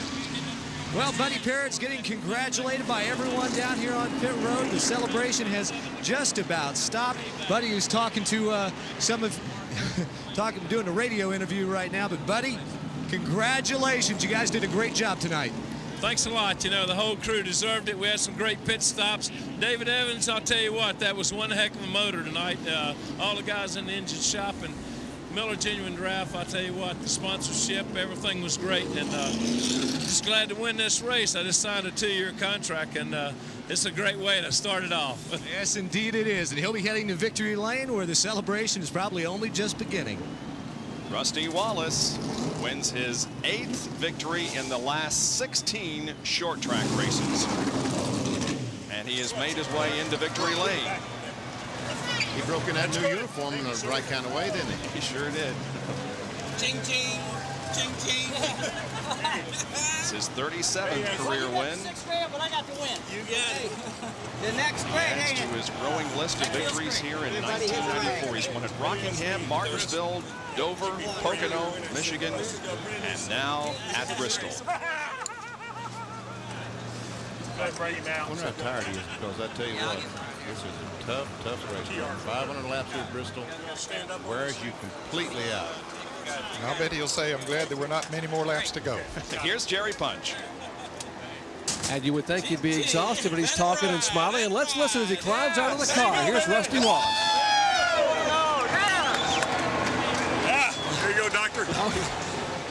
And Rusty, what a way to break in the new uniform, the new colors. Oh, congratulations. Yeah, RP picked these colors out. Mr. Penske said, hey, this is going to bring you a victory. It looked like it worked okay. Your car awfully strong tonight. Bodine looked like he had the car to beat. Yeah, Jeff was real strong, but right there at the end, you know, I got right up on his rear end. The Goodyear tires really started coming in right there at the end. Those Hoosiers are pretty sticky for a good short run, but hey, everything went good today. Just like to thank all the sponsors, Miller, Goodyear, and Mobile, and Bosch, and all of them, but above all, my entire crew, because, boy, we really did a bad job last week on pit stops. We practiced this week, and they did a great job. I'm glad that Mr. Penske's here to watch this again, and I just hope that Ernie Irvin's watching, and we're wishing you well, buddy. He'll be up there Monday to see you. Did you know that Jeff Bodine had a problem with the motor? You were like a foot off his rear bumper, and they said it's out of water and it could blow at any moment. Were you aware of that? Yeah, I sure was. I radioed to the crew. I said, he's getting a lot of smoke. You know, I said, I think it's ready to blow any time. And so we just had to drive hard. Boy, Mark Martin had a great car. I could take my hat off to their crew. They did a wonderful job. And, boy, that traffic right there at the very end made a real race out of it. But if you can win them that way, it's all the more exciting. You said earlier in the week that the spotter here at this racetrack was the key person, and Roger Penske was your spotter tonight. Well, no, Don Miller was my spotter. Roger Penske was my coach, my driving coach, and that's what he does. He's really good about, he said, you're getting in the corner too deep, get out of the throttle, float it in, you know, let that front end take a set, and he was doing things like that. And Don Miller, my spotter, just did a killer job all night long spot, and I really love the way Don did his job tonight. Congratulations. Thank you very much. Rusty Wallace in Victory Lane for the 6th time in 1994. Bob? And it's the 19th Ford win in 22 races. Rusty Wallace beats Mark Martin, Dale Earnhardt, Darrell Waltrip, and Bill Elliott. Darrell Waltrip has an outstanding race. Here's John Kernan. I tell you, Bob, you should have seen the smile on ODW's face when he got out of that Western Auto car. Darrell, a great run for you guys tonight. It really was. The motor was fantastic. The car was really good. It got the weather's so different than what we have here normally in August. I anticipated a slicker racetrack and had the car too tight. Nothing I could do about it. That's kind of was my call. But if I could have known the weather was going to be this cool and what the track's going to be like, I'd have run right up there and won this thing. But I'm tickled. I praise the Lord for a great race, and praise the Lord for Ernie getting well. He's going to be back with us here for long. Had a great night. John Leach, everybody at Western Auto, love you, buddy. All right, thank you, Darrell. Congratulations, a fine 4th place finish. Did I forget anything? I think you got everything in there, DW. And Ernie, I told you I was back. Bob. It's his 4th straight top 10 finish. Darrell Waltrip is on a roll this year. Well, let's see how things are going to shake out in terms of points. Dale Earnhardt is going to retain the lead. Mark Martin moves to 2nd. Rusty to 3rd. Ernie Irvin has dropped to 4th place. Ken Schrader stays in 5th. But look, there's only 2-point separation between Wallace and Martin. And Benny helped me out on this. 199 separate first from second. 201. 201. Oh, I was close. Now the second 5, Rudd, Shepard, Waltrip, Jeff Gordon, and Bill Elliott. Michael moved up 1, Gordon up down 1, and Elliott up 1. The 11th through 15th in the point standings, Lake Speed, Darrell Waltrip, Terry Labonte, Sterling Marlin, and Kyle Petty. We'll be back with a lot more from here in Bristol as Rusty Wallace has won the Goodies 500. Stay with us. Jerry Punch is with Harry Gant. He may not show up in the top 5, but if there's an effort award tonight, it has to go to you, Harry. Congratulations. Everyone wants to congratulate you. What a show you put on. Well, we tried as hard as I could try tonight. You know, we just give up a lot of spots on the pit stops, but then at last we just got some tires there that just something was wrong with the rear tire. I couldn't run the car. You know, all night we got good tires. I really didn't see any difference between the Goodyears and the Hoosiers. They were the first that I had. I ran too long on them, but after that everything equalized, and they all ran the same amount of laps, and they were really equal tonight. Some speculation upstairs that maybe when you tried to dive beneath Earnhardt down on the apron of the track, a pretty brave move there, that something may have broken in the back of the car. Anything snap? No, the tire just, you know, was a little too much air in it. Earnhardt, if I got by him, it might have been a little bit better. You know, I used up a lot of rubber there trying to get by him, but he was trying to hold his position too. Tell you what, the guy doesn't look 54, and he just drove 500 laps at the toughest track in the country. And didn't win. But a 9th place finish for Harry Gant and a very, very good race. Back with more from Bristol in a moment. John Kernan is with Mark Martin. Well, Mark, we just saw the final few laps. Looks like maybe one of the Wallace brothers might have held you up there at the end. No, not really. Rusty had us beat there. Their pit stops were awesome, and they had a fast race car, and I just couldn't. I didn't have enough time to work him over. You need to get a brother out here to help you out, maybe, huh? Well, you know, a lot of the guys, most of the guys who would see the leaders coming with 10 to go would just pull over and stop till he got by. I know just about all of them would do that, especially if they weren't racing for position. But Mike's new at this thing, and he's trying real hard to make it. And when you're under that kind of pressure, sometimes you know, do things differently than you do when you got some security. A tough racetrack tonight. We go to another tough racetrack next week. A great finish here. The momentum, can you build it into next week? Well, we sure hope so. We think we ran good enough to be in contention to win this thing, and just one spot off, and just one spot off last week. We love going to Darlington. The Valvoline team had a great run here tonight. I couldn't be happier with it. I would sure like to have won. We sure got close there at the end, but you know, it was going to take a miracle to get by Rusty in 1 or 2 laps. But, you know, I didn't really catch him till 2 to go. So we'll go to Darlington with some brand new cars, Busch Grand National and Winston Cup, and they really look good, and I'm excited about going. One last thing, Ernie had the television in his room tonight. Any messages you want to send to him? Hey, Ernie, I'll see you tomorrow. I'll be up there tomorrow and tell you all about that Busch Grand National car you got there. What we need to do to get that thing going. All right, thank you very much, Mark. Bob? Thanks. Mark Martin, in his last 3 races, his finishes have been 1st, 2nd, and 2nd. And there are the sentiments of all of us. We'll be right back.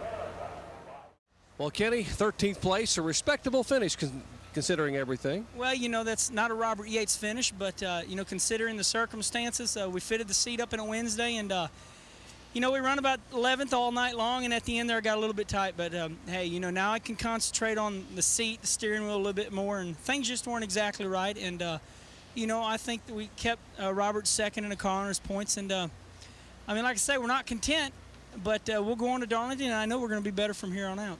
Hey, but it hasn't been a bad week for this guy. He won last night. He's got one of the best rides in the business for a short while till Ernie Irvan comes back, and he can manage a smile here after 500 laps. Bob? And we will see him and the other NASCAR Winston Cup competitors when we go to Darlington for the Mountain Dew Southern 500 next Sunday afternoon. We'll be back in a moment.